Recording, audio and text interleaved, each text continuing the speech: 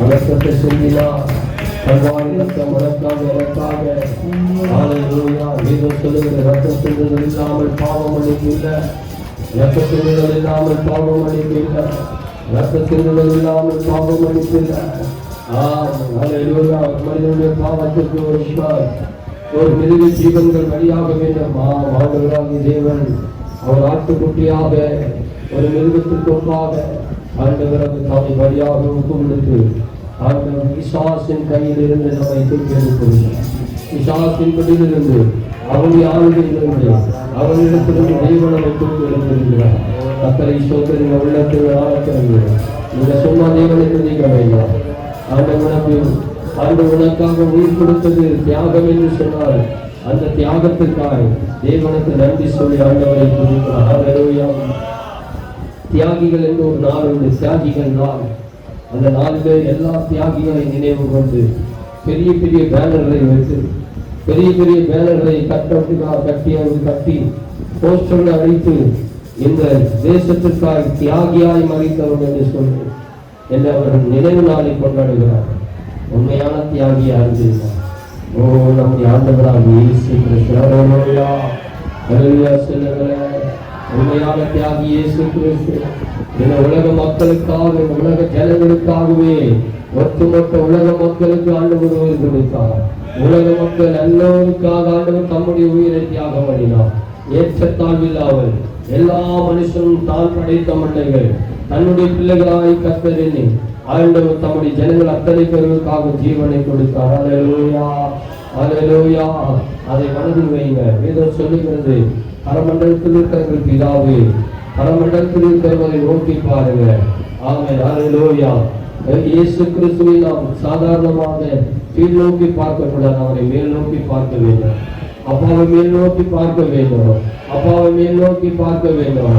இயேசுவை நோக்கி பார்க்க முகமெல்லாம் பிரகாசம் அடைந்தது. ஹல்லேலூயா. ஓ ஹல்லேலூயா. ஹல்லேலூயா. மோசேயின் காலங்களில் ஒரு வெண்கல சர்ப்பம் தூக்கப்பட்டது. அங்கே இருந்த சாபங்களை, எல்லாருடைய வாதைகளை நீக்குவதற்கு அந்த வெண்கல சர்ப்பத்தை நோக்கி பார்த்தவர்களாம் பிழைத்தார் என்று வேதம் சொல்லுகிறது. இந்த நாட்களில் தேவனாய் கர்த்தர் உனக்காக எனக்காக கல்வாரி சிலுவையில வெண்கல சர்ப்பமாய் தொங்கினார். அவர் சாபத்தை போக்குற வெண்கல சர்ப்பமா. ஆமென். ஹல்லேலூயா. எனக்கு அன்பான கர்த்தருடைய பிள்ளையை இன்னைக்கு அவரை நோக்கி பாருங்க. அவரை கீழாக நீங்க சிந்திக்க வேண்டாம். அவரோட மகிமைக்குரியவராய் பாருங்க. மகிமைக்குரியவராய் பாருங்க. மேலானவராய் பாருங்க. இன்னைக்கு ஜனங்கள் எல்லாம் அவரை மேலாக யோசிப்பதில்லை. எல்லாருக்கும் மேலானவர் இயேசு. எல்லாவற்றுக்கும் மேலானவர் இயேசு. ஹல்லேலூயா. கரகத்தி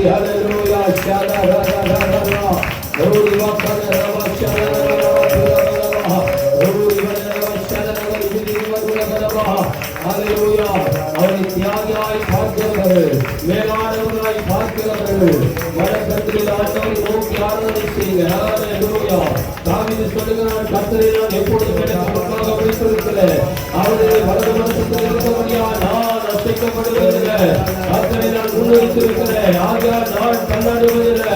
கர்த்தரின் பட்சத்தில் இருக்கும் ஒரு மனுஷனுக்கு என்ன செய்வார்? மாம்சத்திற்குரிய கண்கள் அல்ல, மாம்சத்திற்குரிய சிந்தனை அல்ல. தேவனை அவன் பார்த்தாரா?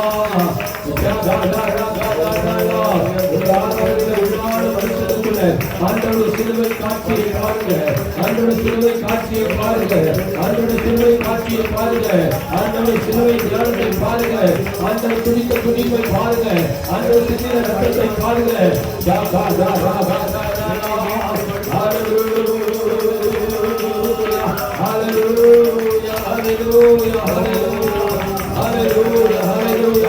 அப்பா தாவீது மத்தியில் மேலான இடத்தில் வைத்தார். இந்த உலகத்தில் தாயின் அன்பை காட்டிலும் இயேசுவின் அன்பு பெரியது.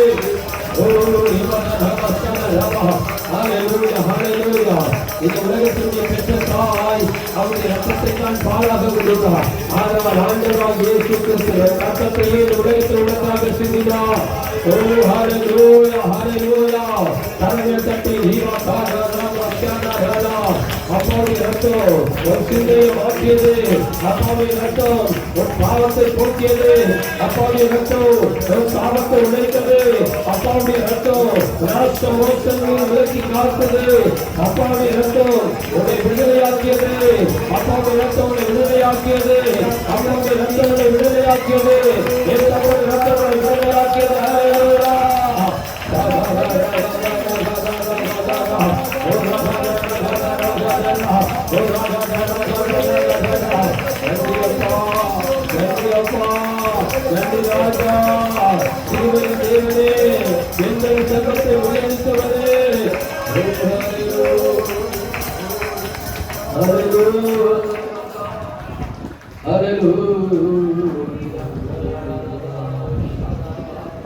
இதை ஜெனிப்பித்தவரும் நீதானே,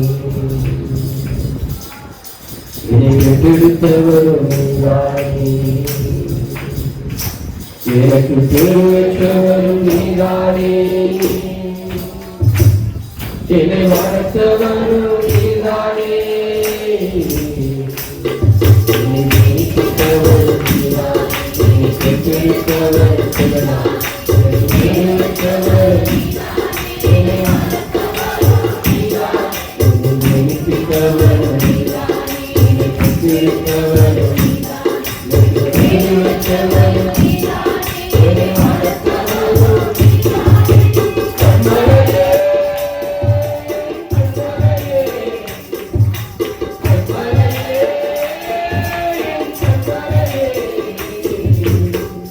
Una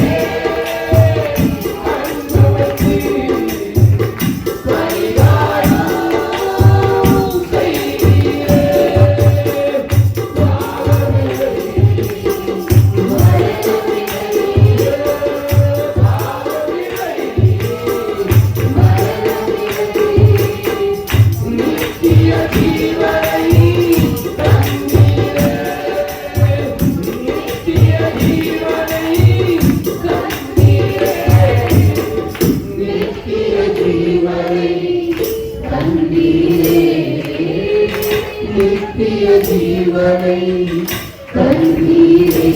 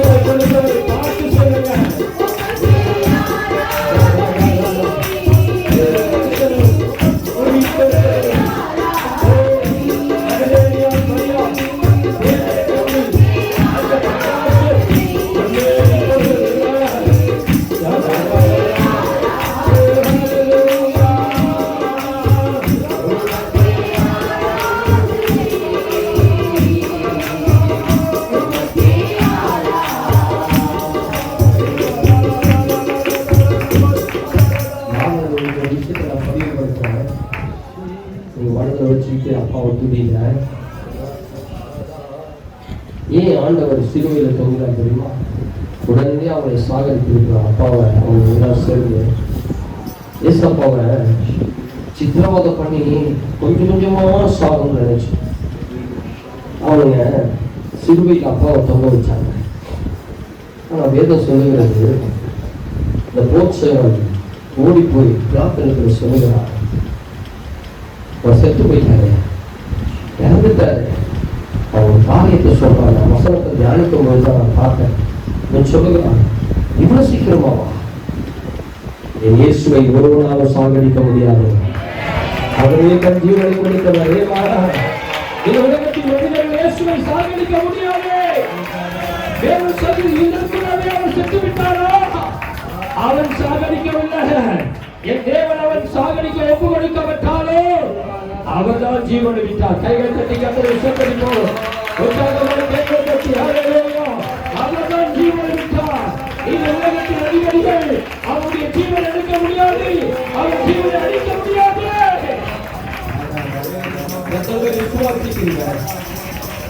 தெளிவா சொல்லுங்க. அவர்தான் ஜீவனை விட்டார். அவர் ஜீவன் விட்டார். அவன் சாகடிக்கவில்லை, எங்க அப்பா தான் விட்டார். ஏன் தெரியுமா? நீங்க என்னை கொல்லவும் முடியாது, என்னை அழிக்கவும் முடியாது. ஏன்னா என் ரத்த இந்த உலகத்துல சிந்த வேணும். அதுக்கு நான் தான் ஒப்பு கொடுத்தேன். ஏன்னா அதுக்கு அப்பா தான் இடம் கொடுத்தாரு. அவங்களால முடியாது. ஏன்னா காலம் நிலவின பொழுது அவராகவே தானாகவே வந்து முன்வந்து நான் தான் அவர் என்னை அழைத்து செல்லுங்கள். கரங்களை கட்டி உற்சாகமாக கரங்களை கட்டி மரணத்தை கருத்து வைக்க முடியல. அவராகவே முன்வந்தார். அவராகவே ஜீவனுக்கு தன்னை அடிக்க கொடுத்தார். அவராகவே ஜீவனை விட்டார். அவராகவே எழுந்தவரே ஹல்லேலூயா. உற்சாகமாக கரங்களை கட்டி அவனை அழைத்து அழிப்பதற்கு முன்வர முடியவில்லை என்றார். உன்னை இந்த உலகத்திலே தேவனை தவிர ஒருவனை அழிக்க முடியாது. அதை விசுவாசிக்கிறேன். வேதம் சொல்லுகிறது, அவர்கள் முடித்து விழுந்தார்கள், நாங்களோ நிமிர்ந்து நிற்கிறோம். நிமிர்ந்து நிற்கக்கூடியவர்கள். உமக்கு நிகரான தெய்வம் ஒன்றும் இல்லையப்பா. அகிலும் உலகத்திற்கும் ஆண்டவர் நீதானே.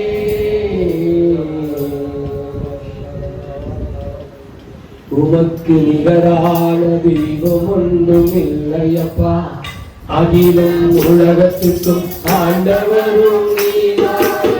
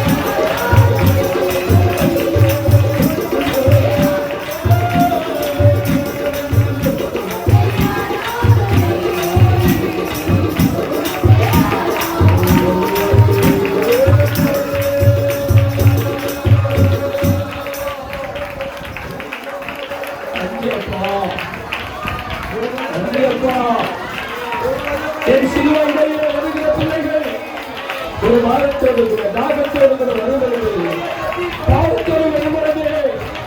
அந்த பாவத்திற்கு ரத்தம் பரிகாரமாக இருக்கும்.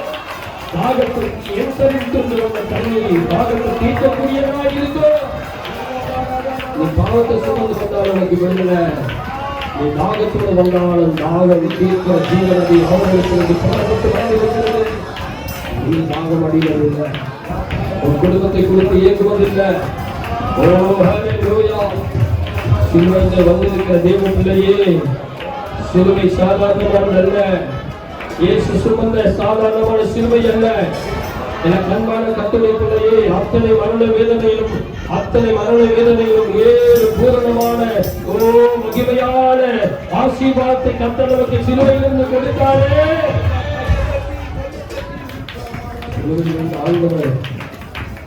அந்த வேதனையிலும் கூட நம்மெல்லாம் சொல்றோம், எனக்கு வேதனை ஒன்று பெருசல்ல. அவனா வேதனை சுமக்கக்கூடியவன் நான் அல்ல. இனி நான் வேதனை சுமப்பதும் கிடையாது. ஏன்னா சிலுவையின் ரத்தம் எனக்குள்ள. ஹல்லேலூயா, ஹல்லேலூயா. எத்தனை இன்னல்கள் வாழ்வில் வந்தால் உம்மை பிரியா, ரத்தமே சிந்தி சாட்சியாய் வந்தேன்.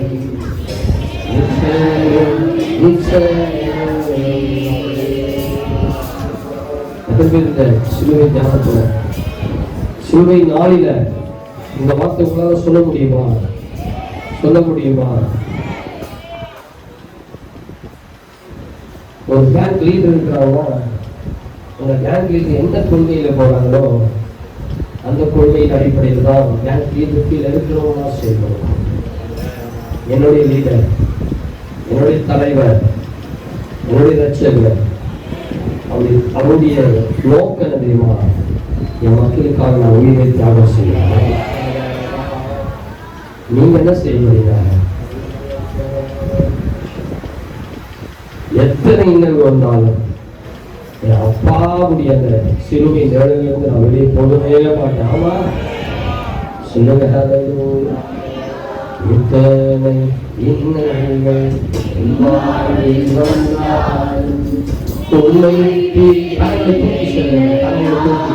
சிலுவை பார்த்து சொல்லுங்க. பரலோகத்தில் இருக்கிற தேவனை பார்த்து சொல்லுங்க. சாட்சியாய் வாழ்வேன் நிச்சயம் நிச்சயமே.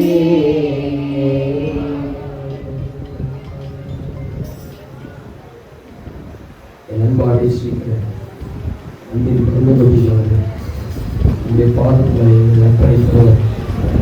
இந்த சிலுவைக்கு முன்பாக எங்களை நாங்கள் ஒரு தீர்மானத்தோடு நடத்திவிட்டு போகிறோம். எத்தனை துன்பம், எத்தனை கஷ்டங்கள் சிலுவை பார்த்தால் என் நேருடைய பாடுகள், அந்த பாடல்களுக்கு முன்பாக என் பாடல்கள் எம்மாத்திரம் அதுவே அப்பன் வெற்றி சிறந்தார் என்றால் எனக்கு வருகிற இந்த பாடல்கள் நிச்சயம் தோல்வி அல்ல, நிச்சயம் வெற்றி என்பதை உறுதி மனதில் கொண்டு இந்த பாடத்தை அர்ப்பணிக்கிறோம். தொடர்ந்து ஆசீர்வாதம் இயேசுவின் மூலத்தில். ஆமென், ஆமென், ஆமென், ஆமென்.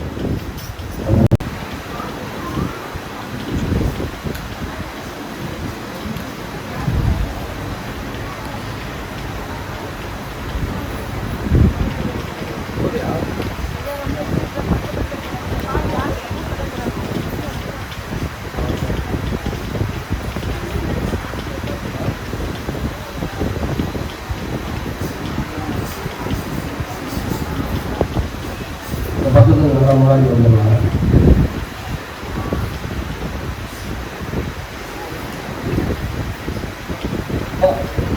வராங்க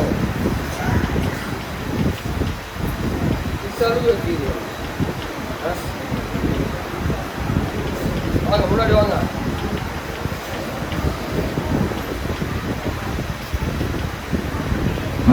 அந்த நாமத்துக்கு மகிமையாக பாடலுக்கு தான் வந்து சாலசன் ஒரு பாடலை பாடலுக்கு அந்த நாமத்துக்கு இந்த நாள்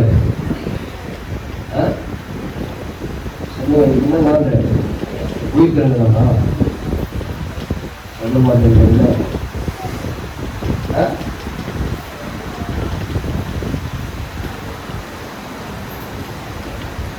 பக்கத்தில் பார்த்துட்டு என்ன நாள் சொல்றாங்க சொல்லிட்டு என்னன்னா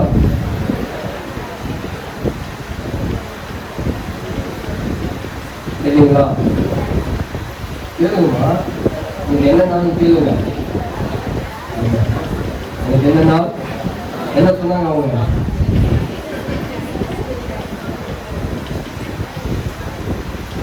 என்ன நாள் சொன்னாங்க? என்ன நாள் சொன்னாங்க?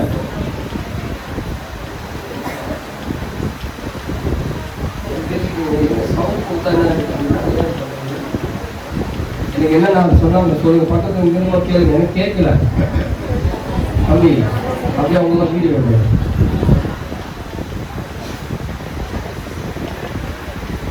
அவங்களுக்கு அப்படியே நீங்க சொல்லல அவங்க எல்லாம் யூடியூப்ல போட்டு.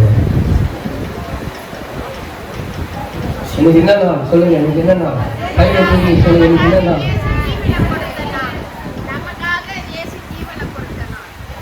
சொல்லுங்க. எல்லாம் சொல்லுங்க. எல்லாம் சொல்லுங்க. என்ன நாள் நீங்க சொல்லுங்க. எனக்கு என்ன நாள் போட்டாங்க சொல்லுங்க. இந்த பக்கம் அப்படியா நீங்க என்ன நாள்ப்பா? அதை கேட்குறாங்க. அவன் வாயை திறக்காத மோட்டமாக தான். இன்னைக்கு என்ன நாள் இன்னைக்கு? ஆ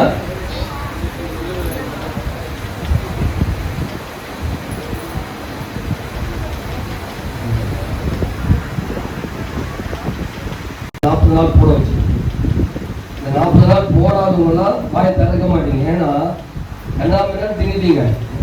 எங்க நினைச்சீங்களா இன்னைக்கு என்ன நாள் யோசிச்சுட்டு இருக்கீங்களா? எப்போ ஒரு 40 நாள் வரும், சரி அன்னைக்காவது முடிச்சுட்டு ஒழுங்கா சாப்பிடலாம் அப்படின்ற எண்ணம் வந்துருக்குமா? இல்லையா? 40 நாள் சும்மா போது விளையாட்டுருக்குது. இன்னைக்கு கூட போய் விளையாடுவீங்க. ஏன்னா இன்னைக்கு அதுவும் இன்னைக்கு பார்த்தீங்கன்னா இன்னும் அது நினைவு இருக்க போறது கிடையாது. ஏன்னா இத்தனை நாள் இல்லையே, இன்னைக்கு மாத்திரம் இருக்க போதா? இருக்க போறது இல்லையா? அதாவது உங்களுடைய வாழ்க்கையில அது இல்லாதனாலதான், அந்த நினைவு இல்லாதனாலதான் நீங்க போகிற வாழ்க்கையினால இப்படி ஒரு காரியத்தை உருவாக்கி உங்க மனதில் அது பதிய வேண்டும் என்பதை நான் உண்டாக்கி வச்சேன். நம்ம அப்படியாவது நீங்க உணரணும். ஒரு கிறிஸ்தவன் தினமும் தேவனுடைய பாடை குறித்து யோசிக்கணும். ஆராதனையில சந்தோஷமா ஆராதிக்கிற நேரத்துல ஒரு சொட்டு கண்ணீரால் உங்களுக்குள்ள வரணும். ஏன்னா இந்த சந்தோஷத்தின் ஆராதனை அவர் சிலுவையின் பார் கைவதத்தை பற்றி சொல்லியிருக்கார். நான் இன்னைக்கு சந்தோஷமா இருக்கிறேன், ஆராதிக்கிறேன், மகிழ்ச்சியா இருக்கிறேன், என் வாழ்க்கையில் அற்புதம் நடந்திருக்கு. இதற்கெல்லாம் காரணம் என்னன்னா அந்த சிலுவையின் ரத்தம் இயேசு சிந்தினார். அந்த ஆராதனையிலும் நம்முடைய நோக்கங்கள் எண்ணங்களும் இருக்கிறது. இந்த 40 நாள் நான் அதுக்காக தான் நியமித்தேன். எனக்காக கிடையாது. நான் தேவனுடைய சமூகத்தில் தினமும் ஆண்டவருடைய சமூகத்துல என்னுடைய ஆராதனையும் சரி, நான் ஜெபிக்கும் பொழுதும் ஆண்டவருடைய பாடுகளை யோசித்து அவர் எனக்காக சிந்தி அவர் எனக்காக பலியாகி என்னை மீட்டெடுத்த நன்றி விசுவாசத்தோட இந்த வரைக்கும் நான் சிந்திச்சு கொண்டிருந்தேன். ஆமா, அல்லேலூயா. விசுவாசிகள் நீங்கள் இன்னும் நன்றாக அதை அறிய வேண்டும், அதை நன்றாக தெரிந்து இன்னும் செயல்பட வேண்டும் என்பதற்காக தான் இந்த 40 நாட்கள் அந்த உபவாசத்தை நியமித்து இன்னைக்கு நான் கர்த்தருடைய சமூகத்தை காத்திருந்து நீங்கள் எல்லாரும் அதை போல இருக்க வேண்டும் என்ற ஒரு எண்ணத்தோடு தான் அதை உருவாக்கியிருக்கு. நீங்கள் எப்பொழுதுமே இருக்கிறது போல இருக்கிறாங்க. திடீர்னு வரும், திடீர்னு ஓடி வருவீங்க. அதெல்லாம் மாறணும். தேவ சமூகத்தில் நன்றாக இருக்கும். ஆமென், அல்லேலூயா. சரி, ஆகட்டும். கர்த்தர் உங்களை ஆசீர்வதிப்பார். இன்றைக்கு ஆண்டவராகிய இயேசு கிறிஸ்து நமக்காக சிலுவையிலே பலியாகி ஆண்டவர் தம்மை மீட்டெடுத்தார். அல்லேலூயா. அல்லேலூயா சொல்லுங்களேன். அல்லேலூயா. ஒரு வசனத்தை வாசிக்கலாம். மார்க்கு சுவிசேஷம் 15ஆம் அதிகாரம். மார்க்கு 15ஆம் அதிகாரம் அது 43வது வசனத்திலிருந்து வாசிக்கிறேன். ஜனம் பொருந்திய ஆலோசனைக்காரனும் அரிமத்தியா ஊரானும் தேவனுடைய ராஜ்யம் வர காத்திருக்கிறவனுமாகிய யோசேப்பு என்று வந்து யோசேப்பு என்னும் வந்து பிலாத்துவிடத்திலே துணிந்து போய் இயேசுவின் சரீரத்தை கேட்டார். அவர் இத்தனை சீக்கிரத்தில் மரித்து போனார் என்று பிலாத்து ஆச்சரியப்பட்டு நூற்றுக்கு அதிபதியை அழைத்து அவர் இதற்குள்ளே மரித்தது நிச்சயமா என்று கேட்டான். நூற்றுக்கு அதிபதியினாலே அதை அறிந்து கொண்ட பின்பு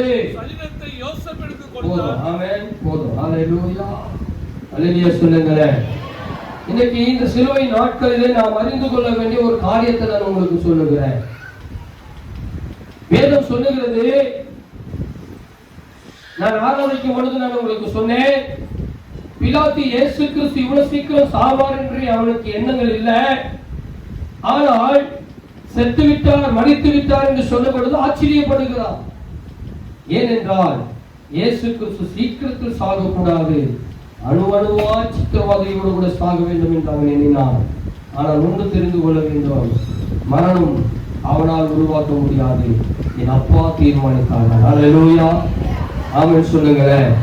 அல்லேலூயா. இன்னைக்கு ஆண்டவராகிய இயேசு கிறிஸ்துவின் மரண நாளிலே நான் உங்களுக்கு ஒன்றை சொல்லிக் கொடுக்க போறேன். இங்கே வேதம் சொல்லுகிறது, 12 சீஷர்களுடைய வாழ்விலே இல்லாத ஒரு காரியம். 12 சீஷர்கள் தேவனோடு இருந்து, தேவனோடுவே நடந்து, தேவனுடைய உபதேசங்களை கேட்டு, தேவனுடைய உபதேசத்தின்படி நடந்து, அவர் கற்றுக் கொடுத்த அத்தனை பாடங்களை கைக்கொண்டு, கட்டளைகளை கைக்கொண்டு, கண்ணார கர்த்தருடைய காட்சிகளை பார்த்தவர்கள் எல்லாம் அங்கே காணவில்லை. ஆனால் மறைவாயிருந்த ஒருவன், மறைவாயிருந்த இருவர்கள் இயேசுவின் சரீரத்தை வாங்க துணிந்து வந்தார்கள். அல்லேலூயா, ஆமென். நான் இன்றைக்கு உங்களுக்கு சொல்லுகிற ஒரு காரியம் தெரியுமா? இயேசுவின் மரண நாளிலே நீ இயேசுவுக்காக துணிந்து நிற்க வேண்டும். கைகளை தட்டி கர்த்தரை ஸ்தோத்திரிக்கிறேன். அல்லேலூயா. நீ எதற்கெல்லாம் பின்தாங்குறியோ அது தேவையில்லை, நீ எதற்கெல்லாம் பின்வாங்குறியோ அது முக்கியம் இல்லை. ஆனால் இயேசுவின் காரியத்தில் ஒவ்வொரு கிறிஸ்தவனும் துணிந்து நிற்க வேண்டும். அல்லேலூயா. துணிந்து நிற்கணும்னா போய் சத்துருவுக்கு முன்பாக நீ இயேசுவின் சரீரத்தை வாங்க துணிவில்லாத கோழையான அன்றைக்கு இருந்த சீஷர்கள் எப்பொழுது கோழையாக வாழ்ந்தார்கள் என்பதை நாம் பார்க்க முடியும். அதற்கு பின்னாடி இருந்ததெல்லாம் விடுங்க. அந்த நேரத்தில் ஆண்டவரை அடக்கம் செய்யணும், அது மிக முக்கியமானது ஒன்று. ஏனென்றால் அவர் அடக்கம் செய்ய வேண்டும். அடக்கம் செய்தால்தான் அவர் எழுந்திருக்க முடியும். அடக்கம் செய்வது அது ஒரு முறை. ஆண்டவர் ஒரு தீர்க்க தரிசனமான ஒரு வெளிப்பாடு சொன்னார். அவருடைய சீஷர்கள் அடையாளத்தை கேட்கும் பொழுது ஆண்டவர் அடையாளத்தை சொன்னார். என்ன அடையாளம் தெரியுமா? யோனா எப்படி பூமியின் வயிற்றிலே அவன் 3 நாள் இருந்தானோ, மனுஷகுமாரனும் பூமியின் வயிற்றில் இருப்பார். ஆமென், அல்லேலூயா சொல்லுங்களேன். அப்படின்னா அவர் சரீரத்தை கொண்டு போய் கல்லறையில வைக்க வேண்டும். அவர் அப்படியும் இருந்தும் உயிர்த்தெழுப்பார். ஆனால் வார்த்தை, தேவன் சொன்ன வார்த்தை நிறைவேற்ற வேண்டும். ஒருவேளை அப்படி அவர் கல்லறையிலே வைக்காமல் உயிரோடு எழுந்திருந்தால் இன்றைக்கு இருக்கிறதான, அதாவது குற்றங்களை கண்டுபிடிக்கிறவர்கள் எல்லாரும் இன்றைக்கு அதையும் குற்றமாய் கண்டுபிடித்து இருப்பார்கள். இயேசு கிறிஸ்து இப்படிதானே சொன்னாரு. இயேசு கிறிஸ்து என்ன சொன்னாரு? யோனா எப்படி 3 நாள் பூமியின் வயிற்றில் இருந்தாரோ அதுபோல் மனுஷகுமாரனும் இருப்பார் என்று சொன்னாரே. ஆனால் அன்றைக்கு ஏன் மனுஷகுமாரனாகிய இயேசுவை அங்கே கல்லறையில் வைக்கவில்லை என்று சொல்லி இன்றைக்கு கேள்விகள் எழுப்பி இருக்கும். ஆனால் அந்த கேள்விகளுக்கு இடம் கொடுக்க கூடாது என்பதற்காக, அந்த கேள்வியை கூட யாரும் கேட்டுவிடக் கூடாது என்பதற்காக அந்த சரீரத்தை வாங்க வேண்டும், அந்த சரீரத்தை எடுத்து கல்லறையில வைக்க வேண்டும்.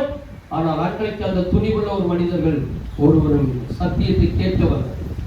ஆண்டவர் இந்த சாட்சியை சொல்லும் பொழுது, ஆண்டவர் இந்த வார்த்தையை சொல்லும் பொழுது, ஆண்டவர் இந்த வார்த்தையை சீஷர்கள் மத்தியிலே, ஜனங்கள் மத்தியிலே சீஷர்களோடு இருந்து சொன்ன பொழுது அந்த சிந்தனை அற்றவர்களாய் போய்விட்டார். இன்றைக்கு நம்மளாம் இருக்கிறீங்க பார்த்தீங்களா, ஒரு சிந்தனையும் இல்லாதவர்களாய். நான் சொல்லுகிறேன், இந்த கூட்டத்தில் மறைந்திருக்கிற ஒரு சிலர்கள் தேவனுக்காக வைராக்கியமாய் துணிந்திருக்கிற கூட்டம் இங்கே இருக்கிறீங்க. கைகள் தட்டி கர்த்தரை ஸ்தோத்திரிக்கிறீங்க.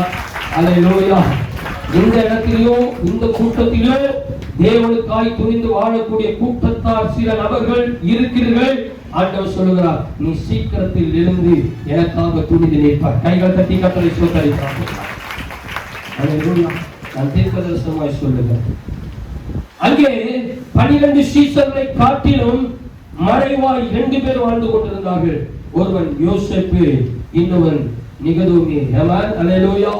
இந்த 2 நபர்கள் தேவனுடைய பார்வையில, மக்களுடைய பார்வையில இல்லாதவர்களாய் இருந்தார்கள். ஆனால் அவர்கள் தான் துணிவு இருந்தது. அல்லேலூயா. அவர்கள் தான் துணிவு இருந்தது. எனக்கு அன்பான கர்த்தருடைய பிள்ளை, கிறிஸ்தவர்களாகிய நமக்கு ஒரு துணிச்சல் இருக்கணும். துணிச்சல் இருக்கணும். இயேசுவின் விஷயத்துல துணிச்சல் இருக்கணும். இயேசுவின் காரியத்துல துணிவு இருக்க வேண்டும். இயேசுவின் விஷயத்துல நாம் துணிந்து செயல்பட வேண்டும். இயேசுவின் காரியத்துல நாம் பின்வாங்கவே கூடாது. இயேசுவின் காரியத்துல முன்னின்று துணிந்து வர வேண்டும். நான் சொல்லுகிறேன், இங்கே சிலர் ஆண்டவருக்காக துணிந்து நிற்கக்கூடிய கூட்டம் எனக்கு தெரியும். நான் பார்க்கிறேன், நிறைய பேர் துணிவில்லாதவர்களாக இருக்கிறீங்க, பயந்து நடங்கி இருக்கிறீங்க, அச்சப்படுறீங்க, கேவலப்படுறீங்க, வெட்கப்படுறீங்க. ஆண்டவர் செய்ததை சொல்லுவது கூட வெட்கம். ஆனால் ஒரு அம்மா சொல்லுவாங்க பாருங்க, அப்பப்போ மயக்கம் பிடிச்சி ஒரே காரியத்தை சொல்லுவாங்க, ஆண்டவர் இந்த 30 நாள் என்னை காப்பாற்றுங்க. அதுக்கு ஸ்தோத்திரம். அந்த துணிவு இருக்கு பார்த்தீங்களா, அந்த துணிவு. இயேசுவை பற்றி சொல்வதற்கு பயம், இயேசுவை பற்றி பேசுவதற்கு பயம், இயேசு பற்றி பேசக்கூட வேண்டாம், இயேசுவை பற்றி சொல்லக்கூட வேண்டாம். இயேசுவின் நன்மை பெற்ற நீங்கள் அந்த நன்மை சொல்வதற்கு கூட பயம். அல்லேலூயா. ஆனால் பயந்து வாழ்கிற ஒரு கூட்டம் அன்றைக்கும் இருக்கிறது, இன்றைக்கும் இருக்கிறது. ஆனால் நான் சொல்லுகிறேன், அன்றைக்கு ஒரு கூட்டத்தில் 2 பேர் இருந்தாங்க. அவர்கள் இயேசுவுக்கு மறைவான சீஷர்கள். அல்லேலூயா. அல்லேலூயா சொல்லுங்களேன். அவர்கள் இயேசுவின் சரீரத்தை போய் என்ன செய்ய தைரியமாய் கேட்டு வாங்கி அடக்கம் செய்தார்கள். அல்லேலூயா. பக்கத்துல கைகளை விழிச்சு சொல்லுங்க, இவன் கோடையா வாழக்கூடாது, எல்லாரும் கோடையா வாழக்கூடாது. ஏசப்பாவுடைய விஷயத்துல அவன் துணிந்து நிற்கிறது. அல்லேலூயா. அல்லேலூயா சொல்லுங்களேன். அல்லேலூயா. சத்தியத்தை கேட்ட இந்த வார்த்தையை கேட்ட சீஷர்கள் அடக்கம் பண்ணணும் என்ற நினைவில்லாமல் போய்விட்டார்கள். அடக்கம் செய்யணும், அடக்கானதை நடத்தணும். இயேசுவை கொண்டு வந்து, சரீரத்தை கொண்டு வந்து வாங்கி வந்து அவரை எங்க வைக்கணும்? கல்லறையில வைக்கணும். ஆனால் பயம் என்ன தெரியுமா? பயம். நான் போய் சரீரத்தை கேட்டா ஒருவேளை பிலாத்து நம்மோட இருந்தவன்னு சொல்லி நம்மளே அடிச்சு சிலுவையை தொங்க விட்டுட்டானா? பயம். அது தெரியும், அப்போடைய சடலத்தை வாங்கணும், தெரியும். செத்துவார், அவனுக்கு நல்லா தெரியும் செத்துவார், ஆனா எழுந்திருக்க மாட்டார்னு ஒரு நம்பிக்கையற்ற வாழ்க்கை. ஆனா இவருக்கு தெரியும், இந்த 2 பேருக்குள்ள 2 காரியம் இருந்தது. என்ன தெரியுமா? ஒண்ணு, அவர் மரித்த பொழுது கொண்டு போய் சரீரத்தை அடக்கம் செய்யணும். அடக்கம் செய்கிற இடத்திலிருந்து இயேசு கிறிஸ்து உயிரோடு இருந்திருக்கிறார். ஆமென். அல்லேலூயா. அல்லேலூயா சொல்லுங்களேன். அல்லேலூயா. இப்போ ஒரு உதாரணத்தை சொல்லுங்க. இப்போ சிலுவையில மறிச்சிருந்தாருன்னா இன்னைக்கு யாருக்கு நீங்க ஒரு அடையாளத்தை காண்பிச்சிருக்கீங்க? அடையாளத்தை காண்பிச்சிருக்க முடியுமா? ஏமா நம்ம உலகத்துல சொல்லுவாங்க, தூமலும் இருப்பார் துடுமலும் இருப்பார். இயேசு கிறிஸ்து அங்க இருந்தார், இங்க இருந்தார், அங்க மரித்தார், இங்க மரித்தார். நம்ம தெய்வத்தை இங்க மரித்தார், அங்க மரித்தார், இங்க உயிர்த்திருந்தார் சொல்வதற்கு இல்லாமல் பெத்லகேம்ல போய் பாருங்க, அங்க ஒரு கல்லறை இருக்கு. அந்த கல்லறையில இயேசு கிறிஸ்து வைக்கப்பட்டார். இன்றைக்கு அந்த கல்லறை திறந்திருக்கு. கைகள் தட்டி கல்லறை சொல்லிருக்கேன். இன்றைக்கு அடையாளமாய் வைத்து துணிந்து செய்ததனால இன்னைக்கு ஒரு அடையாள சின்னத்தை உருவாக்கினவர்கள் தான் இந்த யோசேப்பு, நிகதோமு என்கின்ற இந்த 2 நபர்கள். இன்றைக்கு அடையாளத்தை கர்த்தருக்கு ஒரு அடையாள சின்னம், நினைவு சின்னத்தை உருவாக்கினவர்கள் இவர்கள் இருவர்கள். எனக்கு அன்பான தேவ பிள்ளைகளே, நம்முடைய வாழ்க்கையில நமக்கு துணிவு இருக்கணும். துணிஞ்சி ஆண்டவருக்காக நிற்கணும். அவன் பக்கத்துல ஒரு கையில் பிடிச்சவங்க இயேசுக்காக துணிஞ்சு நில்ல. அல்லேலூயா. அல்லேலூயா. இயேசுக்காக என்ன செய்யணும்? துணிந்து நிற்கணும். ஆனால் இன்னைக்கு உங்களுக்கு ஒரு அடக்காலம் சொல்லிக் கொடுக்க போறேன். அல்லேலூயா. நீங்க இன்னைக்கு நம்ம என்ன தெரியுமா போயிடும், நிறைய பேரை சாகடிக்கணும். அவன் பாவத்துல சாகடித்து அவர் நீதிக்கு பிழைத்து நீங்க அடக்காரங்க கையில தட்டி கத்தரை சேர்த்து சாகடிக்கிறதா போய் எல்லாருமே கழுத்தை நிறுத்த போறீங்க. அந்த சாகடிக்கிறது இல்லை.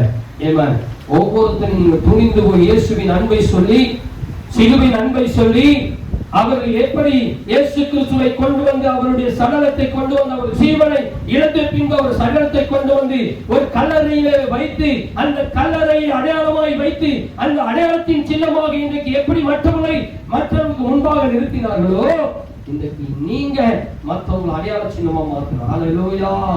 அந்த துணிவு நமக்குள்ள வரும். ஆமாம். மற்றவங்களை விடுங்க, உன் கணவர் ஒரு அடையாள சின்னமா மாற்றணும். ஆமாம். சொல்லுங்களேன். அல்லேலூயா. வேதம் சொல்லுகிறது, நீங்கள் அதுல 43ஆம் அதிகாரத்தில் 45வது வசனத்தை வாசிங்க. 15ஆம் அதிகாரம் மார்க் 15:45 வாசிங்க. நூற்றுக்கு அதிபதி அதை அறிந்து கொண்ட பின்பு சரீரத்தை யோசேப்பினிடத்திலே கொடுத்தார். அவன் போய் மெல்லிய துப்பட்டியை வாங்கி கொண்டு வந்து அவரை இறக்கி அந்த துப்பட்டிலே சுற்றி கண்களின் வெடிப்பில் இருந்த கல்லறையிலே அவரை வைத்து கல்லறையின் வாசலிலே ஒரு கல்லை புரட்டி வைத்தார். ஆமா, இது உங்களுக்கு நல்லா தெரியும். நல்லா தெரியுதா உங்களுக்கு? நம்ம சாவடத்துல போயிருக்கீங்களா? என்ன பண்றாங்க? பணத்தை அது ஒரு கொகையா வச்சுக்கீங்க. அந்த பணத்தை மூடி அந்த ஒரு கல்லை வைத்தார். நம்மளாம் பணத்தை மூடி மண்ணை போட்டு வருவோம். ஆமா, நல்லா புரிஞ்சுக்குங்க. அங்க ஒரு கண்மலை வெடிப்பை வைத்து அந்த குகைக்குள்ள கொண்டு உள்ள வச்சுட்டு வெளியே வந்து மண்ணுக்கு பதில் ஒரு கல்லை வச்சான். நம்மளாம் என்ன செய்யறோம்னா கிறிஸ்தவர்களை புதைச்சிட்டு அந்த ஒரு குகைக்குள்ள வச்சுட்டு கல்லறைக்குள்ள வச்சுட்டு நம்ம என்ன பண்றோம்? மண்ணை போட்டு மூடி வச்சுட்டு வர்றோம். ஆமா, அல்லேலூயா. இதைதான் அன்றைக்கு யோசேப்பு செய்தார். துணிந்து பயம் இல்லாம. ஏன் யோசேப்பு அப்படி செய்தார்? எல்லாருக்கும் ஒரு பயம் இருந்தது. இன்னைக்கு அநேக கிறிஸ்தவர்களுக்கு பயம் இருக்கு. இயேசுவின் சுவிசேஷத்தை சொல்ல பயம் இருக்கு. இயேசு நல்ல விஷயத்தை சொல்ல பயம் இருக்கு. ஆனா ஒரு கூட்டம் இருக்கு, இயேசு கிறிஸ்து இன்றைக்கும் உயிரோடு இருக்கிறார். எத்தனை இன்னல்கள், துன்பங்கள், கஷ்டங்கள், அவமானங்கள் வந்தாலும் நான் இயேசுவுக்காக நிற்பேன். ஆமென். அல்லேலூயா. நான் இயேசுவுக்காக நிற்பேன் என்ற அந்த துணிச்சல் அந்த யோசேப்புக்கு இருந்தபடிதான் அந்த யோசேப்பு கடந்து சென்று அப்பாவுடைய சரீரத்தை வாங்கிட்டு வந்து நல்லடக்கம் செய்தார். ஆமா, இன்னொரு வசனத்தை கூட நீங்க வாசிங்க. 2 லெவல் உங்களுக்கு நான் சுட்டி காட்டுகிறேன். மத்தேயு சுவிசேஷம் 27ஆம் அதிகாரம் 57வது வசனத்திலிருந்து வாசிங்கள். மத்தேயு சுவிசேஷம் 7ஆம் அதிகாரம் 27ஆம் அதிகாரம் 57வது வசனத்திலிருந்து வாசிங்கள். சாயங்காலமான பொழுது இயேசுவுக்கு சீஷனும் ஐஸ்வர்யமாய் இருந்த யோசேப்பு என்னும் பேர் கொண்ட அரிமத்தியாவின் ஊரானாகிய ஒரு மனுஷன் வந்து பிலாத்தினிடத்திலே போய் இயேசுவின் சரீரத்தை கேட்டார். அப்பொழுது சரீரத்தை கொடுக்கும்படி பிலாத்து கட்டளையிட்டார். யோசேப்பு அந்த சரீரத்தை எடுத்து துயிதான மெல்லிய துப்பட்டியிலே சுற்றி தான் கண்களில் வெட்டியிருந்த தன்னுடைய புதிய கல்லறையிலே அதை வைத்து கல்லறையின் வாசலிலே ஒரு பெரிய கல்லை புரட்டி வைத்தார். நல்ல கோடிங்க. தன்னுடைய கண்களின் வெடிப்பில் இருந்த தன்னுடைய புதிய கல்லறையிலே அதை வைத்தான். ஆல்ரெடி அவன் தயார் பண்ணி வச்சுட்டான். இப்ப புதுசா போக முடிக்கணும். ஏன்னா அவனுக்கு தெரியும், மறைவான சீஷனுக்கு தெரியும், இயேசு கிறிஸ்து மரிப்பார், மரித்தால் அவருடைய சடலத்தை கொண்டு போய் அடக்கம் செய்யணும். ஆமா, யாருக்கு தெரியல? 12 சீஷர்களுக்கு தெரியல. அப்பத்தை 2 அப்பம் 5 அப்பத்தை 2 மீன் 5000 பேருக்கு போஷித்த சீஷர்களுக்கு தெரியல. ஆனா மறைவான சீஷனுக்கு தெரிந்தது. எனக்கு அன்பான தெய்வப்பிள்ளையே, அவன் இயேசு மரிப்பார், மரித்து விடுவார், அவர் சடலத்தை வாங்கி அடக்கம் செய்யணும். இதுதான் இயேசப்பாவுடைய வெளிப்பாடு. அவன் இதுதான் இயேசப்பாவுடைய வெளிப்பாடு. இதுதான் இயேசப்பாவுடைய அடிப்படை. அதுதான் இயேசுவினுடைய நோக்கம். அதை நன்கு அறிந்தவன் தான் யோசேப்பு. அந்த யோசேப்பு தன்னுடைய சொந்த நேரத்தில் அவன் ஐஸ்வர்யம், இன்னைக்கு நமக்கு இயேசுக்காக செய்வதில் எதுலையுமே எல்லாத்திலையும் எல்லாத்திலும் நான் ஒரு விஷயத்தை நான் உங்களுக்கு சொல்றேங்க. துணிந்து நின்றமான ஆண்டவருடைய பெரிய காலத்தை நீங்க பார்ப்பீங்க. அவன் அல்லேலூயா சொல்லுங்களேன். இந்த யோசேப்பு என்ன செய்யறான் தெரியுமா? தன்னுடைய நிலத்தை, தன்னுடைய பணத்தை கொடுத்து ஒரு இடத்தை வாங்கி அந்த இடத்தை இயேசுக்காக ஆயத்தப்படுத்தி வைத்திருந்தான். இயேசுவை இந்த கல்லறையில் அடக்கம் செய்ய வேண்டும் என்று சொல்லி முன்னே அறிந்தவன் யார்? வெளியரங்கமான சீசன் அல்ல, வெளியரங்கமானவன் அல்ல, மறைவாயிருந்த சீசன். முதல் வசனத்துல வாசிக்க பார்த்தீங்கன்னா மறைவாயிருந்த சீசன். இன்னொரு வசனத்தை கூட நீங்க வாசிங்க. யோவான் எழுதின சுவிசேஷம் 19ஆம் அதிகாரம்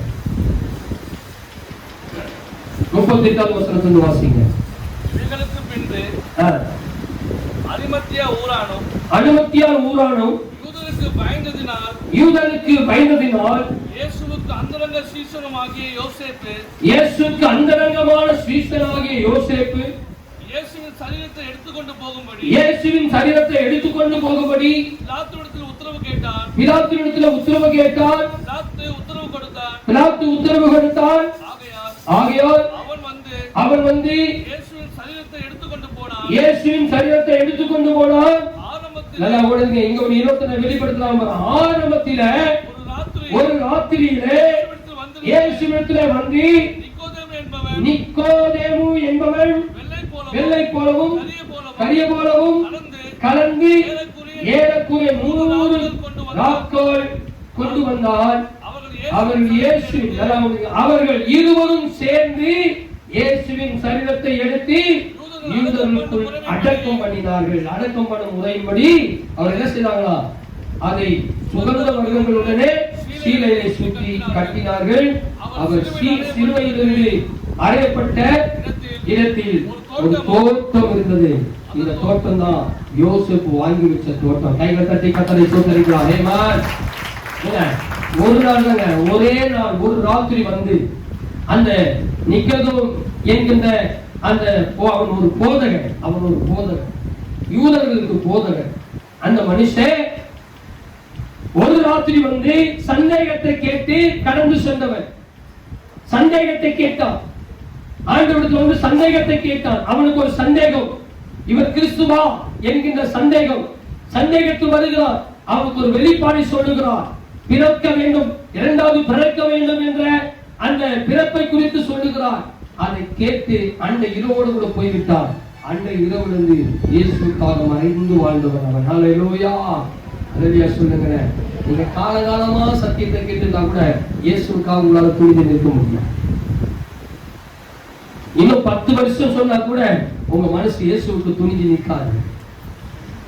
மறைவா இருந்த 2 பேர். ஹல்லேலூயா. நான் சொல்றேன், இங்க இருக்கிற எத்தனை பேர் வெளியேறணுமா நீங்க தெரியலாம், உங்க பேர் தெரியலாம், உங்க ஊர் தெரியலாம், இந்த ஐயா பெஸ்ட் என்று சொல்லலாம். நான் சொல்றேன், உங்களுக்கும் தெரியாம ஆண்டவர் ஆண்டவரை தெரிந்திருக்கிற ஒரு சில கூட்டம் மறைவா இருந்துதான் இருக்கு. கைகள் தட்டி கத்தரை சொல்லிருக்கிறார். மறைவா இருந்துதான் இருக்கு. எலியாவின் நாட்கள் ஒரு சம்பவம். எலியா சொல்ற, பாகாலுக்கு முருங்காத நான் ஒருவர் மாத்திரம் என்று சொல்லுகிறான். அப்பொழுது ஒபியா சொல்றா, என்ன தெரியுமா? அப்பா, நீ மாத்திரம் இல்ல, 7000 பேர்கள் மறைந்து இருக்கிறார்கள். ஹல்லேலூயா. நான் சொல்றேன், இந்த கூட்டத்துல இயேசுக்கு துணிந்திருக்கிற கூட்டம் இங்க இருக்கிறீங்க. ஆண்டவருக்காக இயேசு நில்லுங்க. ஹல்லேலூயா. தேவனுக்காக எழுந்து நில்லுங்க, துணிந்து நில்லுங்க. தன் சொந்த பணத்தை கொடுத்து, தன் சொந்த பணத்தினாலே இயேசுவுக்கு கல்லறை வாங்கி வைத்து அதில் அடக்கம் செய்வதற்கு 2 மனுஷர்கள் இருந்தாங்க. 2 மனுஷர்கள். ஒரு சடலத்தை தூக்கிட்டு போன நம்ம எத்தனை பேர் வேணுங்க? எத்தனை பேர் வேணும்? 4 பேராது வேணும். 4 பேர் வேணும். ஒரு சடலத்தை தூக்கிட்டு போறதுக்கு 4 பேர் வேணும். நீங்க வேதத்தை பாப்பீங்க. ஏசப்பா ஒரு இடத்துல திருவாதக்காரங்க 4 பேர் சுமந்து வந்தாங்க. 2 பேர் சுமப்பது ரொம்ப கடினம். 4 பேர் சுமந்து வந்தாங்க. ஒருத்தன் ஒரு ஷோல்டர் பக்கம், இன்னொருத்தன் லெஃப்ட் பக்கம், ஒருத்தன் ரைட் பக்கம், ஒருத்தன் லெஃப்ட் கால்ல, ஒருத்தன் ரைட் கால்ல, ஒருத்தன் 4 பேர் சுமந்து வந்தாங்க. ஒரு சடலத்தை தூக்கிட்டு போனாங்க 4 பேர் வேணும். ஆனா அந்த 4 பேர் கூட இல்ல. அந்த 2 பேர் துணிந்து இயேசுவின் சடலத்தை வாங்கி சுமந்து கொண்டு போய் பக்கத்துல இருந்த தோட்டத்துக்கு, பக்கத்துல சிலுவை எங்கேயா கொஞ்ச தூரமாக நடக்க வேண்டாமா? நம்ம ஆட்களுக்கு கொஞ்சம் தூரம் கூட நடக்கக்கூடாது, கொஞ்ச தூரம் கூட நடந்து போய் ஆண்டவருடைய விஷயத்தை சொல்லக்கூடாது, கொஞ்ச தூரம் நடந்து போய் கூட ஆண்டவருடைய பாரத்தை சுமந்து போய் மற்றவருடைய பாரத்தை லெகுவாக்குவாங்க எண்ணங்கள் கிடையாது. எல்லாமே நமக்கு கை கிட்டவே இருக்கணும், எல்லாமே நமக்கு கை கிட்ட இருக்கணும், எல்லாமே கிட்ட இருந்தா எனக்கு ரொம்ப ஈஸியா இருக்கும். நான் நேற்று ஒரு கிராமத்துக்கு போயிருந்தேன், திருவள்ளூர் பக்கத்துல ஒரு கிராமம். இப்ப அந்த இடத்துல வேற இடத்துக்கு மாத்திட்டாங்க. இப்ப அந்த கிராமத்துக்கு போனோம்னா ரொம்ப கடினம். ஊழியத்தை நேற்று முடிச்சுட்டு வந்தேன். நான் கூட நீங்க எந்த இடத்துல போனாலும் அவள் ஊழியத்தை செய்வான், எந்த இடத்துல போனாலும் ஊழியத்தை செய்வான். என் கண்பான தேவப்பிள்ளை நான் சொன்ன 2 பேர், ஒருவன் ராத்திரி வந்து 2 பேர் ராத்திரியில வந்து ஆண்டவருடைய சுவிசேஷத்தை கேட்டு அறிந்து இயேசு மெய்யான கடவுள், மெய்யான தேவன், இவர் நிச்சயமாய் மரிப்பார், மரித்த பின்பு இவருடைய சடலத்தை நாம் எப்படியாவது வாங்க வேண்டும் என்ற எண்ணத்தோடவே வாழ்ந்து கொண்டிருந்தார்கள் துணிந்து. என கண்பான கத்துடிப்புல இன்றைக்கு நான் உங்களுக்கு சொல்றேன், எத்தனை பேர் இயேசுவினுடைய வாழ்க்கைக்காக துணிந்து நிற்கப்படுவீர்களோ அவர் எல்லாம் தேவன். ஒரு வேளை நீங்க காட்டிக் கொண்டிருக்கலாம், நான் நிற்கிறேன்னு சொல்லி சம்பவங்கள் நேரும் பொழுது நீங்க பயந்து ஒழியதில்லை. ஆனா நான் சொல்றேன், உங்களை விட சிறந்தவர் இந்த கூட்டத்தில் இருந்து தேவன் எழுப்பி ஆண்டவருடைய நாமத்தை மகிமைப்படுத்த போகிறார். ஹல்லேலூயா, சொல்லுங்களேன் ஹல்லேலூயா. இன்னைக்கு இந்த இடத்துல இருக்கிற அநேகரை தேவன் எழுப்பி உன் உள்ளத்துல அந்த விஷயம் எழுந்து கொண்டிருக்கிறது. அன்றைக்கு யோசேப்புடைய உள்ளத்துல எப்படி அந்த எண்ணம் கொழுந்து விட்டு கொண்டிருந்ததோ, இங்க ஒரு சிலருடைய உள்ளத்துல என்ன இருக்கு? இயேசுக்காக நான் வாழணும், இயேசுக்காக நான் செய்யணும், இயேசுக்காக நான் செயல்பட வேண்டும், இயேசுக்காக ஓட வேண்டும் என்று துணிவு இருக்கு உனக்குள்ள. அவர் சொல்லுகிறார், சீக்கிரத்தில் துணிவு வெளியாகமாய். ஹல்லேலூயா, ஹல்லேலூயா சொல்லுங்களேன், ஹல்லேலூயா. இந்த கூட்டத்துல வெளியரங்கமா இருக்கிறவங்க நான் சொல்றேன், வெளியரங்கமா இருக்கிறவர்கள் பயந்து நிற்பீங்க. ஆனா அந்தரங்கமா இருக்கிற சில சீஷர்கள் நீங்க இருக்கிறீங்க, கர்த்தருக்காக நீங்க நிற்க போறீங்க, கர்த்தர் உங்களை நிற்க வைப்பார். ஆமென், ஹல்லேலூயா. இயேசுவினுடைய ஊழியத்துல அந்த 3.5 ஆண்டு காலங்களில வெறும் 3 ஆண்டு காலங்களில இயேசுவை அறிந்தவர்கள் தான் இவர்கள். ரொம்ப வருஷம் எல்லாம் கிடையாது. இயேசு கிறிஸ்து ஊழியத்துக்கு வந்து அந்த ஊழியத்தை 3 வருஷம் ஊழியத்தை செய்த பொழுது 3 வருஷத்தினுடைய சத்தியத்தை கேட்ட நபர்கள் அவ்வளவு ஒரு வைராக்கியம், அவ்வளவு ஒரு வைராக்கியம். 30 வருஷமா உட்கார்ந்துட்டு இருக்கிற இந்த சபையில, 30 வருஷமா உட்கார்ந்துட்டு இருக்கிற, 30 வருஷமா ரட்சிக்கப்பட்டு இருக்கிற, 30 வருஷமா இயேசுவை பத்தி அறிஞ்சிட்டு இருக்கிற உனக்குள்ள அந்த துணிவு இருக்கா? கொஞ்சம் யோசித்து பாருங்க. 3 வருஷத்தினுடைய உபதேசம், அதே 3 வருஷத்து உபதேசத்தை கேட்டவன் 12 பேர் ஏதோ ஒரு மூலையில இருந்தாங்க. மறைவா இருந்தவனுக்கு இருந்த துணிவு. ஹல்லேலூயா. 30 வருஷம், 20 வருஷம், 25 வருஷம், 10 வருஷம், 12 வருஷம். ஒரு நாள் வந்து ஒரு நாள் வந்து விசுவாசியாய் மாறுகிறவர்கள் சீஷர்களாக மாறுவார்கள். ஹல்லேலூயா.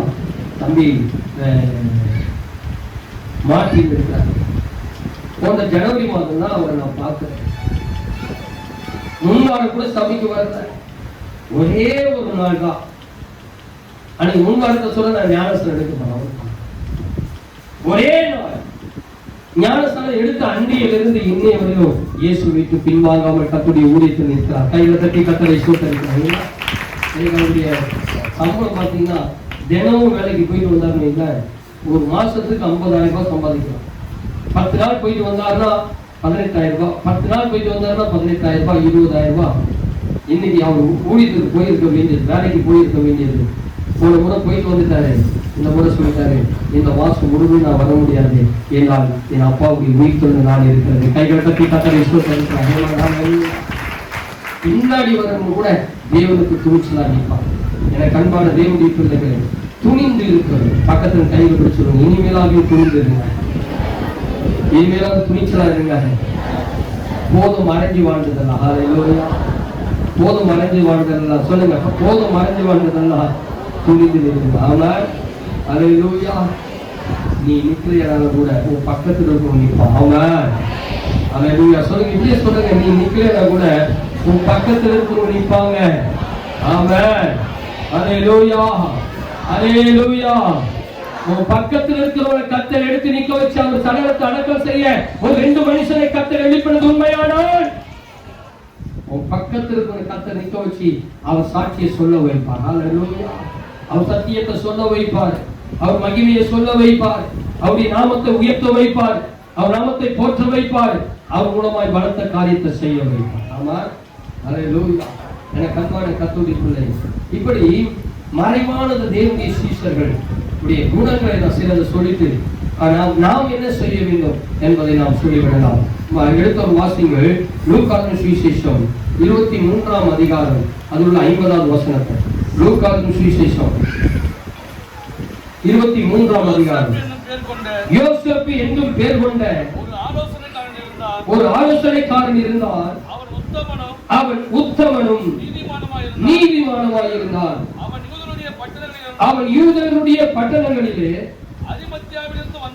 அதிபத்தியாவிலிருந்து வந்தவனும் தேவனுடைய ராஜ்யத்திற்கு காத்திருந்தவனும் யூதருடைய ஆலோசனைக்கும் செய்கைக்கும் சம்மதியாதவனுமாய் இருந்தான். கைகள் தட்டி கர்த்தரை ஸ்தோத்திரிப்போம். வேதம் சொல்லுகிறது யோசேப்பு குறித்து என்ன சொல்லுகிறது தெரியுமா? மறைவா இருந்தா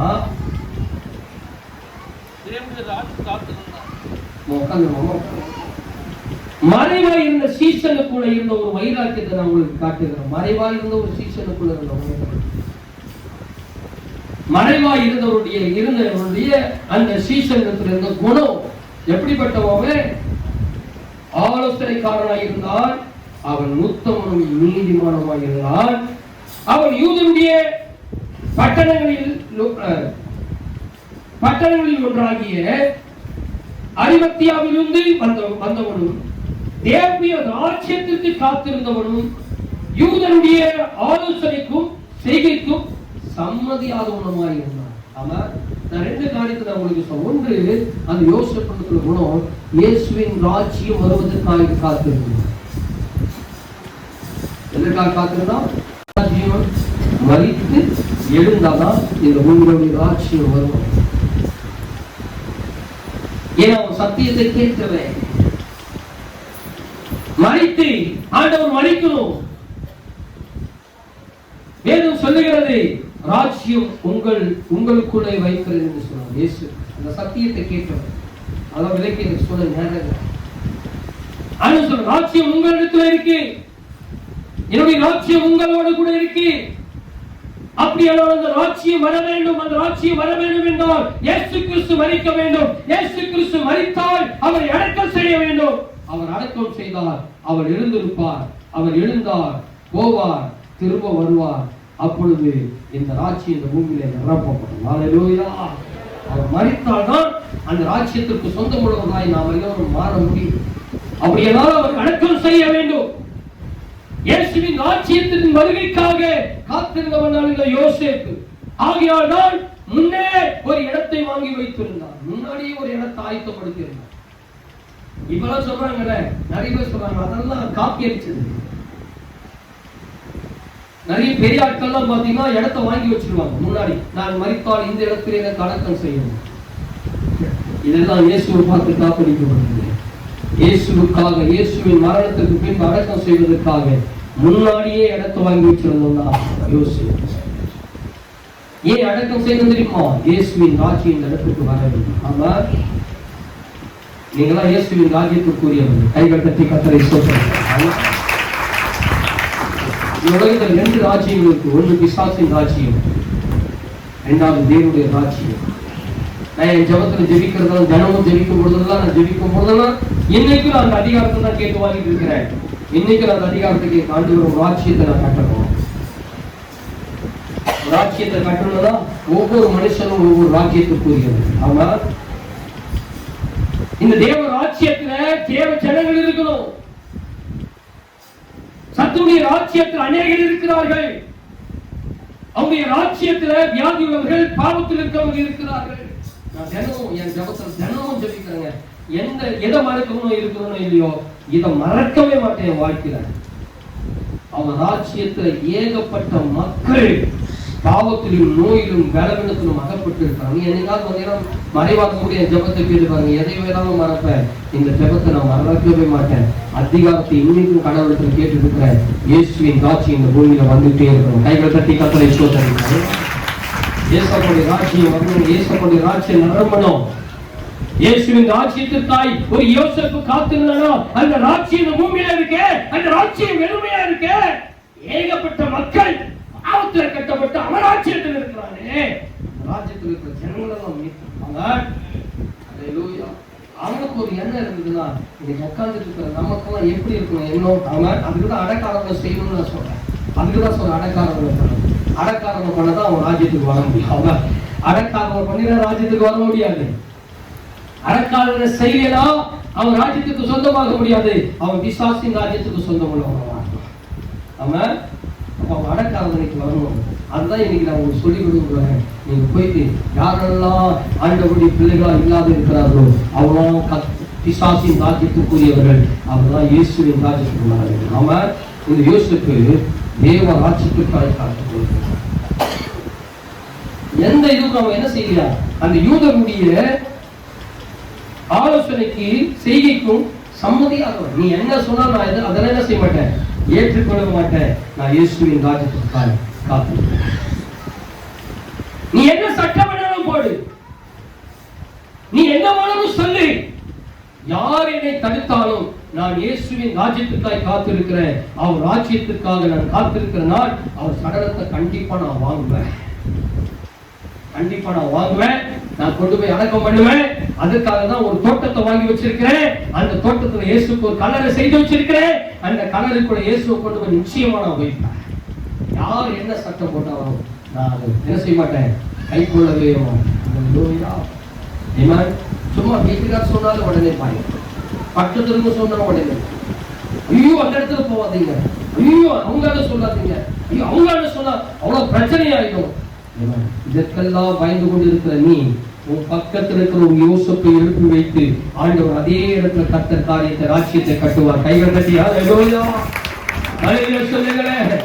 நீ எவ்வளவு அஞ்சி அடங்கி கொண்டு இருக்கிறீயோ நான் சொல்லுகிறேன், அஞ்சாத நெஞ்சங்கள் அநேக கர்த்தருடைய பிள்ளைகள் இருக்கிறார்கள் என்பதை நீ மறந்து விடாதே. நான் சொல்லுகிறேன், ஒருவேளை நீ அப்படி இருப்பாயானால் எழுந்து இந்தியிலிருந்து ஆண்டவருடைய ராஜ்யத்தை கட்டுவதற்கு ஆயத்தமாக புறப்பட்டு போ. சொல்லு, தைரியம் அணிந்து சொல்லு, ஆண்டவர் ராஜ்யத்தை நடப்பே, ஆண்டவருடைய ராஜ்யத்தை நடப்பு. அல்லேலூயா, அல்லேலூயா சொல்லுங்க. தொடர்ந்து வாசிப்போம். 52. பிலாத்து அவனிடத்தில் போய் இயேசுவின் சரீரத்தை கேட்டு வாசி. 51வது வசனம். அதை 51. அவன் யூதருடைய பட்டணங்களில் ஒன்றாகிய அரிமத்தியாவிலிருந்து வந்தவனும் தேவனுடைய ராஜ்யத்திற்கு காத்திருந்தவனும் யூதர்களுடைய ஆலோசனைக்கும் செய்கைக்கும் சம்மதியாதவனாக இருந்தான். அவன் பிலாத்துவிடத்துல போய் இயேசுவின் சரீரத்தை கேட்டான். ஆமா, நான் நினைக்கிறேன் அநேக சொல்லி போகிறா யாருக்கும் தெரியாதவன் வந்திருக்க மாட்டான், கூட இருக்க சொல்லியிருக்க மாட்டானா. நான் இயேசுவின் சரீரத்தை நான் வாங்க போறேன். அது என்ன தெரியுமா சட்டம்? ஏன் அவன் கூட இருந்த சீசன்ல ஏன் போனா உனக்கு கொலை பாத்திரனா வைத்து சிலுவையை தொங்க விட்டுருவாங்க. கொஞ்சம் இருப்பாங்க பக்கத்துல ஒரு சொல்லி ஆலோசனை கொடுத்திருப்போம். ஏண்டா அவங்க கூட இருந்தவர்களே போலையா, நீ ஏன் போற? இப்படிதான் நிறைய பேரை சொல்லி நிறைய பேருடைய மனசை கெடுத்திருக்கலாம். எனக்கு அன்பான தேவ பிள்ளையே, வேதம் சொல்லுகிற அவன் அந்த ஆலோசனைக்கு உட்படவில்லை. நீ என்ன வேணும் சொல்லு, நான் இயேசுவின் சரீரத்தை வாங்குவேன். அவன் நான் இயேசுவின் சரீரத்தை வாங்க வேண்டும். மற்றவங்க சத்தியத்தை வழங்காங்க என்பதற்கு எனக்கு தெரியாது. நான் சத்தியத்தை கேட்டிருக்கிறேன். இயேசுவை நல்லடக்கம் செய்யணும், அவர் ஆட்சி இந்த பூமிக்கு வர வேண்டும். நான் அதை விட்டு கொடுக்கவே மாட்டேன். அல்லேலூயா.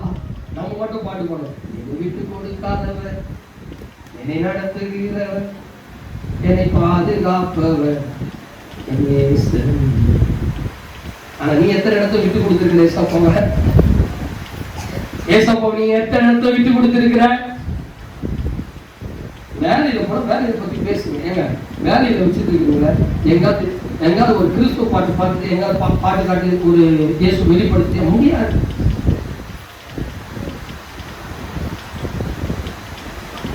நான் ஒரே ஒரு விஷயத்தை கேட்கிறேன், உங்க கையை தூக்கி சொல்லுங்க. உங்க ரிங்டோன்ல ஏசப்பா பாட்டு வருதா பாருங்க. வராது, ரிங்டோன் வராது. யாராவது கால் பண்ண ஒரு வெளிச்சே நம்ம தான் சொல்ல பாட்டாவது கேட்கணும் அப்படி கேட்க வைக்கிறீங்களா? கிடையாது. எனக்கு போன் பண்ண கூட என்னுடைய போன் கால் பண்ணும் பொழுது இயேசுவினுடைய வார்த்தை, இயேசுவின் பாடல் அவன் காதுல கேட்கணும்னு சொல்லி ரிங்டோன் வைக்கிறீங்களா? கிடையாது. எதுவுமே செய்வது கிடையாது. என பயம், வெட்கம், அச்சம், கலக்கம், யாராவது ஏதாவது சொல்லிடுவாங்களோ, யாராவது ஏதாவது பேசிடுவாங்களோ, எனக்கு தீண்ட தகாதுங்களா? துணிவுள்ளவர்களை காத்த நிச்சயமாய் பேரும் புகழோடு கூட கண்டிப்பா வைப்பாங்க. நீங்க செய்தியால கூட நான் சொல்றேன், ஆண்டவர் சொன்னாரு, நீங்க பேசவில்லை என்றால் கல்லும் பேசும். ஆமா, நீங்க பேசலன்னா கல்லும் பேசும்பா. 12 சீசர்களே, நீங்க நினைக்கிறீங்க என் சரீரத்தை நீ வாங்க மாட்ட, என் சரீரத்தை நீ கொண்டு போய் அடக்கம் செய்ய மாட்ட, அதற்காக ஒரு இடத்தை நீ ஆயத்தப்படுத்த மாட்ட. ஆனா என்கிட்ட சத்தியத்தை கேட்ட 2 பிள்ளைங்க இருக்கிறாங்க, அவங்க என் சரீரத்தை ஒரு நாள் வாங்குவாங்க. ஆமா, நேரம் இல்ல, இன்னொரு வசனத்தை வாசித்து கொள்ளுங்க. யோவான் 3ஆம் அதிகாரம் 1ல இருந்து வாசித்து பாருங்க. 1ல இருந்து வாசிங்க. யூதருக்குள்ளே அதிகாரியான நிக்கோதேமு எனப்பட்ட பரிசேயன் ஒருவன் இருந்தான். அவன் ராக்காதலிலே இயேசுவிடத்திலே வந்து, நபி, நீ தேவனிடத்தில் வந்த போதகர் என்று அறிந்திருக்கிறோம். ஏனெனில் ஒருவனும் தன்னோடு தேவனை இல்லாவிட்டால் நீ செய்கிற இப்படிப்பட்ட அற்புதங்களை செய்ய மாட்டான். அல்லேலூயா. இவன் ஒரு போதகர். நீங்க அந்த வசனத்தை கூட வாசித்து பாருங்க. 11வது வசனத்தை 9வது வசனத்தை வாசிங்க. அதற்கு நிக்கோதேமு, இவைகள் எப்படி ஆகும் என்றால், இயேசு அவனை நோக்கி, நீ இஸ்ரவேலில் போதகனாய் இருந்தும் இவைகளை அறியாமல் இருக்கிறாயா? மெய்யாகவே நான் உங்களுக்கு சொல்லுகிறேன், நாங்கள் அறிந்திருக்கிறதை சொல்லி நாங்கள் கண்டிருக்கிறதை குறித்து சாட்சி கொடுக்கிறோம். நீங்களோ எங்கள் சாட்சியை ஏற்றுக்கொள்ளவே இல்லை. அல்லேலூயா, அல்லேலூயா. அந்த கண்பான தேவ பிள்ளையே, ஒரு போதகனுக்கு தெரியல, ஒரு ஊழியர் செய்கிறவர்களுக்கு தெரியல, இயேசுவின் காரியத்தை சொல்வதற்கு ஒரு ஊழியக்காரனுக்கு தெரியல. இவன் ஒரு போதகன். ஆனால் சத்தியத்தை கேட்ட பின்பு அவன் மனம் மாறினவன். அவன் தெரிஞ்ச பின்பு துணிவு வந்துருச்சு. இன்னும் நீங்க தெரிஞ்சுக்கிட்டே இருந்தா கூட உங்களுக்கு அந்த துணிவு வராது. ஆனால் ஒன்று மாத்திரம் நான் உங்களுக்கு சொல்லுகிறேன், நீங்கள் எவ்வளவாய் நீங்க சத்தியத்தை கேட்க அமைதியா இருந்தாலும் ஒரு சிலரை இந்த இடத்திலிருந்து கர்த்தர் எழுப்பி சீலம் கொண்டு நீக்க வைப்பார். அல்லேலூயா. நான் சொல்றேன், இந்த கூட்டத்திலிருந்து சிலரை எழுப்புவார், இந்த கூட்டத்திலிருந்து சிலரை எழுப்புவார். இங்க கேட்டுக்கொண்டிருக்கிற சத்தியத்தை பல வருஷமா சத்தியத்தை கேட்டு நீ துணிவில்லாமல் இருக்கலாம். நான் சொல்ற சில நாளாக கேட்கிற இந்த இடத்திலிருந்து சில மனிதர்களை எழுப்பி தேவனுடைய காரியத்துக்காக அநேகரை ஆண்டவர் தேவ ராஜ்யத்தில் சேர்ப்பார். ஆமா, நீங்க 7ஆம் அதிகாரம் 50வது வசனம், 19ஆம் அதிகாரம் 39, 42 வரை வாசித்து பாருங்க. அங்கே நிக்கோதேமை குறித்து சொல்லப்பட்டது. அல்லேலூயா. சரி, இப்ப நம்ம ஒரு பாயிண்ட் போயிடலாம். 10 நிமிஷம், ஒரு 5 நிமிஷத்துல முடிச்சிடறேன். 5-10 நிமிஷத்துல முடிச்சிடறேன். இப்போ அவன் சரீரத்தை வாங்கி என்ன செய்தார்கள்? அவன் ஈரோடு சரீரத்தை வாங்கி என்ன செய்தாங்க? அடக்கம் செய்தாங்க. பக்கத்தில் கை வச்சு சொல்லுங்க, என்ன செய்தாங்க? அவங்க 20 பேர் கொண்டு போயிட்டு இப்படி சொல்லுங்க, அடக்காரதை செய்தாங்க. 2 பேர் தான் இருக்கிறாங்க. அங்க கூட்டம் யாருமே இல்லை. அவன் 2 பேர் தான் கொண்டு போய் என்ன செய்யறாங்க? அடக்காரனை செய்கிறார். அவங்க சரீரத்தை வாங்கி கொண்டு போய் அடக்காரனை செய்கிறாங்க. அவன் நீங்க பார்த்து சொல்ல மாட்டேன், சொல்லுங்க, அடக்காரனை செய்கிறார்.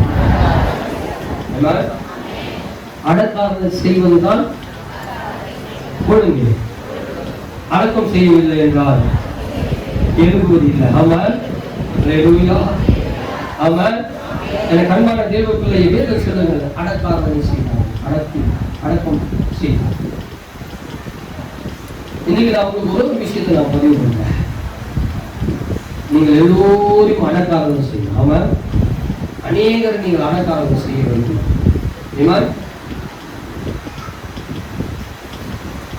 பக்கத்தில் தைரியமா சொல்லுங்க. நான் வசனத்துக்கு பதிலாக சொல்றேன், வசனத்துக்கு பதிலாக சொல்லுங்க. நீங்கள் அநேகர் அடக்காரர்கள் செய்ய வேண்டும். அவன் அல்லேலூயா. இது அழுகிற அடக்காரனை அல்ல, சிரிக்கிற அடக்காரனை. அவன் அல்லேலூயா. சொல்லுங்க, பக்கத்துல கையில வச்சு அடக்க, நீங்க அடக்காரனை செய்யணும்.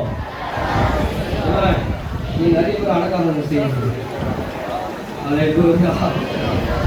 பின்னாடி இருக்கு சொல்ற, நீங்க நிறைய பேர் அடக்காரனை செய்யணும். ஏமா உங்க வீட்டுல நிறைய பேர் இருக்கிறாங்க. ஏமா இன்னும் உங்க கணவருக்கு அடக்காரனை பண்ணுங்க. ஏமா உன் மனைவிக்கு அடக்காரனை பண்ணுங்க. அல்லேலூயா. எதை எதை எதை வைத்து சொல்லுகிறோம்? இயேசு மரித்தார். அந்த மரணத்திற்கு பின் என்ன இருக்கு? ஏன் அடக்காரனை செய்தார்கள்? அவர் எழுந்திருக்க வேண்டும். ஆமா, இப்ப நம்ம எதுக்கு அடக்காரனை செய்யணும்? அதுக்குதான் வசனம் சொல்கிற, வாசித்துக் கொள்க. கொலோசியர் 2ஆம் அதிகாரம் 12வது வசனம். கொலோசியர் 2ஆம் அதிகாரம் 12வது வசனத்தை வாசிங்க. கொலோசியர் 2:12. ஞானஸ்தானத்திலே அவரோடு கூட அடக்கம் பண்ணப்பட்டோம். பாருங்க, இப்ப அவரோடு கூட என்ன பண்றோம்? அடக்கம் பண்ணோம். அடக்கம் பண்ணுகிறோம். அதிலே அவரை மரித்தோரிலிருந்து எழுப்பின தேவனுடைய செயலின் மேலுள்ள விசுவாசத்தினாலே அவரோடு கூட எழுந்திருக்கிறவர்களாகவும் இருப்பீர்கள். உங்கள் பாவங்களினாலே உங்கள் மாம்ச விருத்த சேதனம் இல்லாமையினாலும் மரித்தோராய் இருந்த உங்களையும் அவரோடு கூட உயிர்ப்பித்து அக்கிரமங்கள் எல்லாம் உங்களுக்கு மன்னித்து நமக்கு எதிரடியாகவும் கட்டளையாகவும் உமக்கு விரோதமாகவும் இருந்த கையெழுத்தை குலைத்து அதை நடுவில் ஆளுபடி எடுத்து சிலுவை மேல் அடித்து துரைத்தலைகளையும் அதிகாரங்களையும் உரித்துக் கொண்டு வெளியரங்கமான கோலமாக்கி அவைகளின் மேல் சிலுவையில் வெற்றி சிறந்தார். கைகள் தட்டி கர்த்தரை ஸ்தோத்திரிக்கிறோம். அல்லேலூயா. ஆமென். இப்ப தெரியுதா எதுக்கு அடக்காரன் செய்யணும் தெரியுமா? வேதம் சொல்லுது, ஞானஸ்தானத்தாலே அவரோடு கூட நீங்கள் அடக்கம் பண்ணப்பட்டீர்கள். இயேசு கிறிஸ்து முன்னடையாளம் நமக்கு. என கண்மான தேவப்பிள்ளையே, ஞானஸ்தானம் ஒரு அடக்காரனை, அந்த அடக்காரனுக்கு பின்பு ஒரு உயிர்த்தெழுதலுக்கு அதுதான் 3ஆம் நாள் கொண்டாட போகிறோம். கைகள் தட்டி கர்த்தரை ஸ்தோத்திரிக்கிறோம். அல்லேலூயா. அல்லேலூயா. இதுக்காக நீங்க துணிஞ்சு போகணும். மற்ற இடத்துல கூட போக வேண்டாம். உன் புருஷ இடத்துல சொல்லு, எப்பா நான் உனக்கு அடக்காரனை செய்யணும். உன் மகள் இடத்துல சொல்லு, எப்பா மகளே நான் உனக்கு அடக்காரனை செய்யணும். ஏனா நீ உயிரோடு கூட இந்த பூமியில வாழ வேண்டும். அல்லேலூயா. நிறைய சொல்லுங்க. ஆமென். அல்லேலூயா. எல்லாருக்கும் ஒரே சிரிப்பு. அடக்காரன். ஆமென். ஞானஸ்தானம் வேதம் சொல்லுகிறது யார்? இன்னொரு வசனத்தோட நீங்க வாசித்து பாருங்க. ரோமர் 6ஆம் அதிகாரம் 2வது வசனத்திலிருந்து வாசித்து பாருங்க. ரோமர் 6ஆம் அதிகாரம் 2வது வசனத்தை வாசிங்க. பாவத்துக்கு மரித்த நாம் இனி நாம் அதில் எப்படி பிழைப்போம்? கிறிஸ்து இயேசுவுக்குள்ளாக ஞானஸ்தானம் பெற்ற நாம் அனைவரும் அவருடைய மரணத்துக்குள்ளாக ஞானஸ்தானத்தை பெற்றதை அறியாமல் இருக்கிறீர்களா? மேலும் பிதாவின் மகிமையினாலே கிறிஸ்து மரித்தோரிலிருந்து எழுப்பப்பட்டது போல நாமும் புதிதான ஜீவனுள்ளவர்களாகி நடந்து கொள்ளும்படிக்கு அவருடைய மரணத்துக்குள்ளாக்கும் ஞானஸ்தானத்தினாலே கிறிஸ்துவோடு கூட அடக்கம் பண்ணப்பட்டோம். கைகள் தட்டி கர்த்தரை ஸ்தோத்திரிக்கிறோம். நல்ல கைகள் தட்டுங்க. உற்சாகமாக கைகள் தட்டுங்க. எனக்கு அடக்காரனை முடிஞ்சிச்சு. ஏன்னா 30 வருஷம் ஆகுது எனக்கு அடக்காரனை பண்ணி. அவன் எனக்கு அடக்காரனை பண்ணி 30 வருஷம் ஆகும். உங்களுக்கு அடக்காரனை பண்ணி எத்தனை வருஷம் ஆகுது சொல்லுங்க பார்ப்போம். சொல்ல மாட்டீங்க. ஏன்னா உலகத்தான் கொண்டான். உலகத்தான் பிறந்தநாள் கொண்டாடினான். என்ன பிறந்தநாள் தெரியுமா? ஒரு உலகத்தான் பிறந்தநாள் கொண்டாடினான். யாராவது பாத்தீங்களா? உலகத்தை ஒரு பிறந்தநாள் கொண்டாட இன்னைக்கும் அது நடந்துட்டு இருக்கு. இன்னைக்கு நடந்துட்டு ஒரு மனுஷன், ஒரு உலக மனுஷன் குடியிலிருந்து விட்டுட்டு போஸ்ட் அடிக்க சொல்றான். நான் அதாவது என் குடியை விட்டு பிறந்து என்னுடைய குடியை விட்டு நான் புதிதாய் பிறந்திருக்கிறேன். 1 வருஷம் ஆச்சு. கைகள் தட்டி காட்டலை சொல்றேன். ஒரு ஊர்ல பாத்தீங்கன்னா அவர் இன்னைக்கு சொல்றாரு பாருங்க, 1 வருஷமா அவருக்கு எவ்வளவு பணம் சேவ் ஆச்சான். அவர் குடியை விட்டுட்டாரு, அது விளம்பரம் பண்றாரு. நான் குடியை விட்டு புதிய மனுஷனா இருக்கிறேன். அவனுக்கு சொல்ல, அந்த மனுஷனுக்கு சொல்ல அது ஏதுவா இருக்கு. நான் சொல்றேன், அப்படிப்பட்ட ஆட்களை வரவேற்கிறேன். ஏன்னா இங்க நான் கேட்கிறேன், உங்களுக்கு அடக்காலம் பண்ணி எத்தனை வருஷம் ஆகுது சொல்லுங்க பார்த்தோம். சொல்ல கை தூக்கி சொல்ல, எனக்கு அடக்காலம் பண்ணி 30 வருஷம் ஆகுது. ஏன்னா நான் கிறிஸ்துவின் ஞானஸ்தானம் எடுக்கும் பொழுது என்னுடைய பாவத்துக்கு நான் மரித்தேன், நீதிக்கு பிழைத்து வச்சிருக்கேன். அவன் 2 வாரத்துக்கு முன்னாடி மறைச்சிட்டாங்க அந்த அம்மா, ஆனா உயிரோடு இருக்கிறாங்க. இப்படி உயிரோடு இருக்கிறியோ அதே போலதான் நித்தியமாய் நீ உயிரோடு வாழ போறீங்க. கைகள் தட்டி கத்தரை சோதனை உற்சாகமாய் கைகள் தட்டி ஹல்லேலூயா. ஏன் மரணத்துல கொண்டு போய் அவருடைய சரீரத்தை அடக்கம் செய்தார்கள் தெரியுமா? அந்த அடக்கம் என்ற வார்த்தைக்கு ஒரு காரியம் உண்டே. அடக்கம் என்ற ஒரு காரியத்துக்கு அந்த அடக்கம் பண்ணினால் அந்த மரணத்திற்கு ஞானஸ்தானம் ஒப்பிடப்படுகிறது.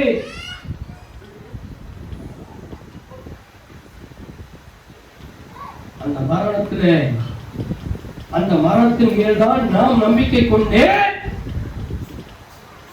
அது நிமித்தமாய் அவரை இரட்சகராய் ஏற்றுக்கொண்டு அவர் நம்முடைய உள்ளத்தை அவரை ஏற்றுக்கொண்டு நாவினால் அறிக்கை செய்து ஞானஸ்தானம் பெறுகிறோமே, அந்த ஞானஸ்தானம் அவனுக்கு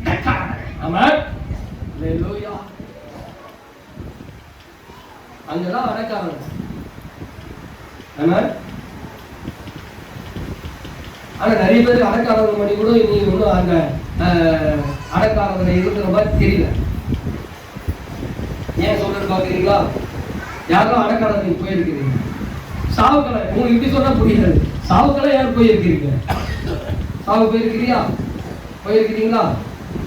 போயிருக்கிறீங்களா? ஆமா. படுக்க வச்சிருக்கிறாங்களா? பீசல் கூட படுக்க வச்சிருக்கிறது, அதை பத்தி கவலையே கிடையாது. கமல் போட்டு வச்சிருக்கிறாங்களா? பொம்பளைங்களுக்கு கமல் போட்டு வச்சிருக்கிறாங்களா? செயின் போட்டு வச்சிருக்கிறாங்களா? மூக்குத்தி போட்டு வச்சிருக்கிறாங்களா? கையில மோதிரம் போட்டு வச்சிருக்கிறாங்களா? ஆண்களா இருந்தா போய் பாருங்க, மோதிரம் போட்டு வச்சிருக்கிறாங்களா? கோல்டு வாட்ச் கட்டி வச்சிருக்கிறாங்களா? ஆமா. போய் பொதிக்கும் போது அடக்காரம் பண்ணும்போது 1வது அதுக்குள்ள இருக்கா? ஆனா இங்க நிறைய அடக்காரம் பண்ணும்போது நிறைய பேருக்கு இருக்கும். ஆமா, அங்க இருக்காது, ஆனா இங்க இருக்கும். நீங்க சிறிய அடக்காரங்கள் பண்ணல, அங்க இருக்காதுங்க. எனக்கு அன்பான கத்துடிப்புல ஏன் சபை உள்ள போனவே மூக்குத்தியாவது அவுத்தாவது அடக்காரங்க ஒழுங்கா பண்ணிக்கலாம். எனக்கு அன்பான கத்துடி வேதம் சொல்லுகிறது, மேலும் பிதாவின் மகிமையினாலே கிறிஸ்து மரித்தோரிலிருந்து எழுப்பப்பட்டது போல் நாமும் புதிதான ஜீவனுக்குள்ளாகி நடந்து கொள்ளும்படிக்கு அவருடைய மரணத்துக்குள்ளாகவும் ஞானஸ்தானத்தினாலே கிறிஸ்துவனோடு கூட அடக்கம் பண்ணப்பட்டார்.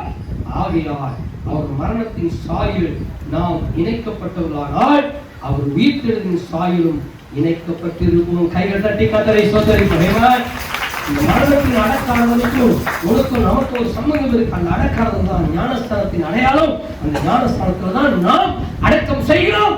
அவருடைய மரணத்தில் எப்படி உயிர்த்திருந்தாரோ அந்த ஞானஸ்தானத்தின் அடக்காரன் எப்படி ஆண்டவர் அடக்கம் செய்து இயேசு உயிர்த்திருந்தாரோ நீயும் நானும் உயிர்த்திருந்தோம். ஆமா, கண்பான கத்துடைய பிள்ளை நான் எதற்காக இது சொல்லுகிறேன்னு சொன்னா, இன்னும் குடும்பத்தில் நிறைய பேருக்கு அடக்காரம் பண்ணாத இருக்கிறீங்களே, வருத்தமா இல்லையா? உங்களுக்கு துணிவு இல்லையா? துணிவு வர வேண்டாமா? துணிவே துணிந்தில்லை, துணிந்து சொல்லு. நான் பிரம்மத்துக்கு சொல்லிட்டே இருக்கேன். ஞானஸ்தானம் எதுக்கு? ஆசீர்வாதத்துக்கு. ஆசீர்வாதத்தை காட்டில் ஆசீர்வாதம். நித்திய ஜீவன் என்றால் என்ன? பரலோகம் செல்வதா? நித்திய ஜீவன் என்றால் பரதேசில் இருப்பதா? நித்திய ஜீவன் என்றால் பாதாளத்துக்கு போகாம இருப்பதா? நித்திய ஜீவன் என்றால் நரகத்துக்கு போகாது இருப்பதா? அதையும் காட்டி நித்திய ஜீவன் என்பது இந்த உலகத்தில் நீ உண்மையால் திரும்ப வாழ போகிறதுக்கு. ஆமென். சொல்லுங்க கண்பான கத்துடி பிள்ளை. அந்த வசனத்தை வாசி முடிச்சு 5வது வசனத்தை வாசிங்க. ஆதலால் அவருடைய மரணத்தின் சாயலில் நாம் இணைக்கப்பட்டவர்களானால் அவருடைய உயிர்த்தெழுதலின் சாயலும் இணைக்கப்பட்டிருப்போம். ஹல்லேலூயா. ஆமென். வாசி அடுத்தது. பாவத்திற்கு ஊழியம் செய்யாதபடிக்கு பாவ சரீரம் ஒழிந்து போகும் பொருட்டாக நம்முடைய பழைய மனுஷன் அவரோடு கூட சிலுவையிலே அறியப்பட்டது என்று அறிந்திருக்கும். இந்த அடக்காலனில பார்த்தீங்கன்னா நிறைய விஷயங்கள் இருக்கு. ஒருத்தர் சொல்றாங்க ஞானஸ்நானத்துக்கு என்னால பாவம் செய்ய முடியலன்னு சொல்றாங்க. பாத்தீங்களா? ஏன்னா முடியாதுங்க. ஏன்னா அடக்காலம் பண்ணிட்டு என்ன பண்ண முடியும்? சரியான அடக்காலம் இருந்து அந்த நம்பிக்கை இருந்தா கண்டிப்பா அது நிறைவேறும். அடக்காலம் பின்பு என்ன பண்ண முடியும்? அடிக்குதான் போகும். அடிதானே போகும். சரீரம் அடிதானே போகும். எல்லாம் என்ன பாக்குறீங்க? நான் புதுசா ஒரு சொல்லிக்கிறேன். சரீரம் அடிக்கி போகும். அடிக்கி போகாதான் அடிக்குதானே போகும். அது போலதான் நாம் கிறிஸ்துவுக்குள்ள ஞானஸ்நானம் எடுத்து அடக்கம் பண்ணும் பொழுது நம்முடைய பாவ சிந்தனை, பாவ எண்ணம் எல்லாம் அடிக்கிச்சு. அதை பார்க்க முடியாது. கொஞ்ச நாள் அது நாட்டமா தெரியும். கொஞ்ச நாள் தான் நாட்டமா தெரியும். அதுக்கு போய் நீங்க அதை எடுத்துட்டு போய் கையில எடுத்து மோத பார்த்தா கூட ஒரு வாசனை கூட தெரியாதுங்க. ஒரு வாசனை கூட தெரியாது. தெரியுமா? அதுக்கு அடையாளம் சொல்லிட்டுங்களா? ஒரு அடையாளம் சொல்லிட்டுங்களா? மரித்த லாசர் வெளியே வந்தான். அவன் மேல அந்த மரண வாசனை இருந்துதான் இருக்காது. மரண வாசனை இருக்காதுங்க. எனக்கு அன்பான கர்த்தருடைய பிள்ளையை ஞானஸ்நானம் எடுத்து அடக்கம் செய்த பொழுது அவன் எல்லா ஜென்ம சுபாவம், பாவ சுபாவம், வேற்றுமை, பொறாமை, இச்சை, காமன், லோகம் எல்லாம் அப்படியே அழிஞ்சு போச்சு. சிலுவையில் அறிஞ்சாச்சு. அது போயாச்சு. எனக்கு அன்பான கர்த்தருடைய பிள்ளையை மரித்தவன் பாவத்திற்கு நீக்கி விடுதலையாக்கப்பட்டிருக்கான். வேதம் சொல் மரித்தவன் பாவத்திற்கு நீக்கி விடுதலையாக்கப்பட்டிருக்கான். அல்லேலூயா, அல்லேலூயா, அல்லேலூயா. ஆமென். முதல் வசனத்தை வாசி நான் முடிச்சிடுறேன். நீங்க தொடர்ந்து வாசிக்கிறது 12வது வசனத்தை வாசிப்போம்.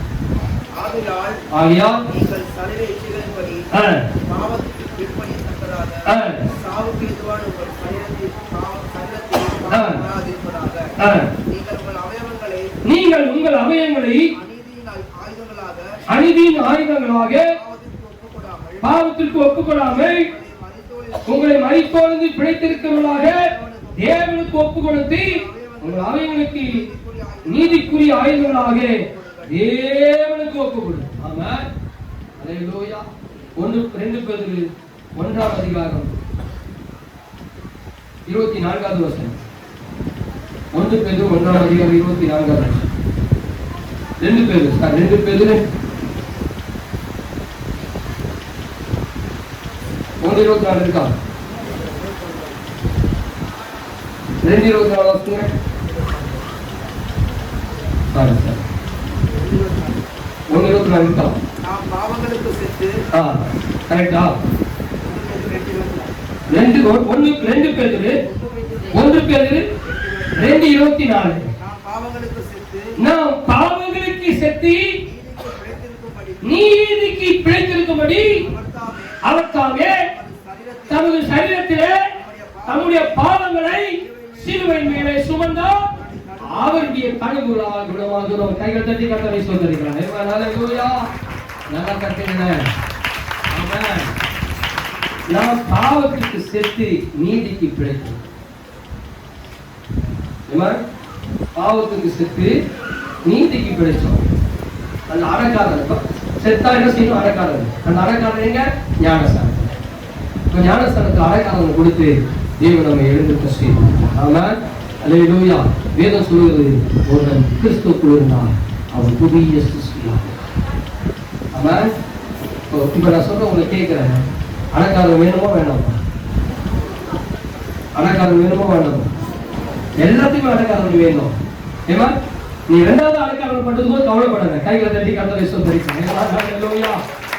ஆமென். அடக்காரன் வேணுமா வேண்டாமா? பயம். ஏமா துணிஞ்சவங்க கை சொல்லுங்க. அடக்காரன் வேணுமா வேண்டாமா? துணிஞ்சவங்க சொல்லுங்க. ஏமா துணியாதவங்க நீங்க எப்படி வளர்ந்துருங்க? ஆனா 2 பேர் இருந்தாங்க துணிஞ்சவன். நான் சொல்றேன், எனக்கு அடக்காரன் செய்து 30 ஆண்டுகள் ஆகிவிட்டது. எனக்கு 2வது ஒரு அடக்காரன் நடக்கும். அது எப்போது எனக்கு தெரியாது, அப்பாவுக்கு தெரியும்.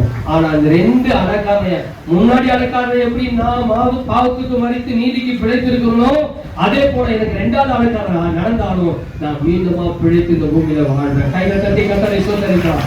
அல்லேலூயா. அல்லேலூயா சொல்லுங்க. அல்லேலூயா. எனக்கு துணிந்து நில்லுங்க, துணிந்து போங்க. உங்க அக்கா ஞானஸ்தானம் எடுக்கலையா, அவங்களுக்கு அடக்காரனை பண்ணுங்க. அம்மா ஞானஸ்தானம் எடுக்கலையா, அடக்காரனை பண்ணுங்க. போய் சொல்லுங்க, எப்பா அவங்களுக்கு அடக்காரனை பண்ணுவா, அம்மா அவளுக்கு அடக்காரனை பண்ணணும், ஏன்னா நீ பிழைக்கணும். அல்லேலூயா. எல்லாம் கண்களை மூடுவோமா? கண்களை மூடுவோம், கண்களை மூடலாம். பிதாவே, உடைய கிருபைக்காய் ஸ்தோத்திரிக்கிறேன்.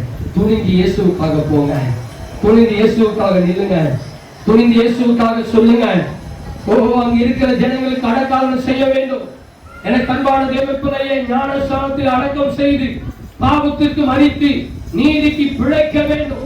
பாவத்திற்கு மரித்து நீதிக்கு பிழைக்க வேண்டும். பாவத்திற்கு மரித்து நீதிக்கு பிழைக்க வேண்டும். ஒருவன் ஞானஸ்தானத்திலே அவன் பாவத்திற்கு அடக்கம் செய்கிறான், பாவத்திற்கு மரிக்கிறான், நீதிக்கு பிழைக்கிறான். எனக்கு அன்பான தேவப்பிள்ளை, இன்னைக்கு ஆண்டவர் சொல்லுகிறான், 2 பேர் தாங்க எனக்கு அடக்காரம் செய்ய, நான் உயிரோடு எழுதுவதற்காக, அந்த மனுஷன் நம்புவதற்காக, எனக்கு ஒரு கல்லறையை வாங்கி வைத்து, எனக்கு ஒரு கல்லறைக்காக ஒரு இடத்தை வாங்கி வைத்து, நான் சொன்ன மறைவான உபதேசத்தை கேட்டு, என்னுடைய 3 வருஷத்துல அந்த உபதேசத்தை கேட்டவங்க எல்லாம் எத்தனையோ பேர்கள் துணிவில்லாம பயந்து நடுங்கி கொண்டிருக்கிற நேரத்துல 4 பேர் சுமக்க வேண்டிய என்ன, 2 பேர் வந்து சுமந்து வந்து அந்த சிலுவையிலிருந்து இறக்கி 2 பேர் துணிவுதாங்க. அந்த துணிவுள்ளவங்க இங்கேயே நீங்க இருக்கிறீங்கன்னு கர்த்தர் சொல்லுகிறார். இங்கே நீங்க சிலர் இருக்கிறீங்க, இங்கே அந்த துணிவுள்ளவர் இருக்கிறீங்க. நீங்க ஏன் பயப்படுறீங்க? வெளியே வாங்க. அப்பாவுடைய காரியத்தை செய்ய முன்னாடி வாங்க, அப்பாவுடைய வேலை செய்ய முன்னாடி வாங்க. உனக்குள்ளாது கொழுந்து விட்டு எரிஞ்சிட்டே இருக்க ஆண்டவருடைய உள்ளத்தை ஏவிக்கொண்டே இருக்கிறாரே, நீ எனக்காக செய்வர்களே, எனக்காக செய்வர்களே என்று சொல்லிக் கொண்டிருக்கிறாரே. சத்தியத்தை கேட்க கேட்க உன்னுடைய உள்ளம் துடிச்சது, உன்னுடைய உள்ளத்தினுடைய எண்ணம் வெந்தது. அந்த எண்ணத்தை வச்சிட்டு இருக்காத, வெளியே வந்து எனக்காக துணிந்து நில்லு. யோசேப்பே, நிகோதேமே, வெளியே வா, வெளியே வா, நில்லு. இங்க இருக்க கர்த்தருடைய பிள்ளையே, போ. உன்னுடைய வீட்டில் யாரெல்லாம் ஞானஸ்தானம் எடுக்காது இருக்கிறார்களோ அவர்களுக்கு துணிந்து சொல்லு, அவர்களுக்கு அடக்கம் செய்ய வேண்டும் என்று சொல்லு, அவர்கள் மீண்டும் பிழைக்க வேண்டும் என்று சொல்லு. துணிந்து நின்று சொல்லு, துணிந்து நின்று சொல்லு. துணிவு வேணும், இதெல்லாம் சொல்ல ஒரு துணிவு வேணும், இதெல்லாம் செய்வதற்கு ஒரு துணிவு வேணுமா? ஹல்லேலூயா. என் வாழ்க்கையில் அந்த சாட்சியமாக நான் சொல்லி முடிக்கிறேன். உங்களுக்காக ஜெபிக்க போறேன். நான் 2 பிள்ளைங்கள் இருக்கும் பொழுது, 2 பிள்ளைங்கள், வருமானம் இல்லை, ஊழியத்துக்கு வர போறேன். இன்னைக்காவது பரவாயில்ல, எப்படியாவது எந்த திசையிலாவது நமக்கு நன்றி உண்டு. நான் 1997 முழு நேரம் ஊழியத்துக்கு வரும் பொழுது என்னுடைய மனைவியுடைய தகப்பனார், என்னுடைய மாமனார் சொன்னாரு, ஓ உனக்கு பைத்தியம் பிடிச்சிருக்கு, உனக்கு பைத்தியம் பிடிச்சிருக்கு, உனக்கு பைத்தியம் பிடிச்சிருக்கு. 2 பொம்பளை பிள்ளைங்க வச்சுட்டு இருக்கான், என்ன செய்ய போறான், எப்படி பிழைக்க முடியும்? நான் சொன்னேன், என் தேவன் என்னை மரித்தோர்ந்து எழுப்பிய தேவன், இயேசுக்காக நான் துணிந்து நிற்பேன், இயேசுக்காக துணிந்து நிற்பேன், இயேசுக்காக துணிந்து நிற்பேன். ஆண்டவர் என்னை மரணத்திலிருந்து தூக்கி எடுத்திருக்கிறார். நான் அவருடைய மரணத்தின் சாயலில் நான் அடைந்திருக்கிறேன். எனக்கு ஜீவன் உண்டானது போல் இன்னும் ஏராளமான ஜனங்களுக்கு ஜீவன் உண்டாக வேண்டும் என்பதற்காக துணிந்து நின்றேன்.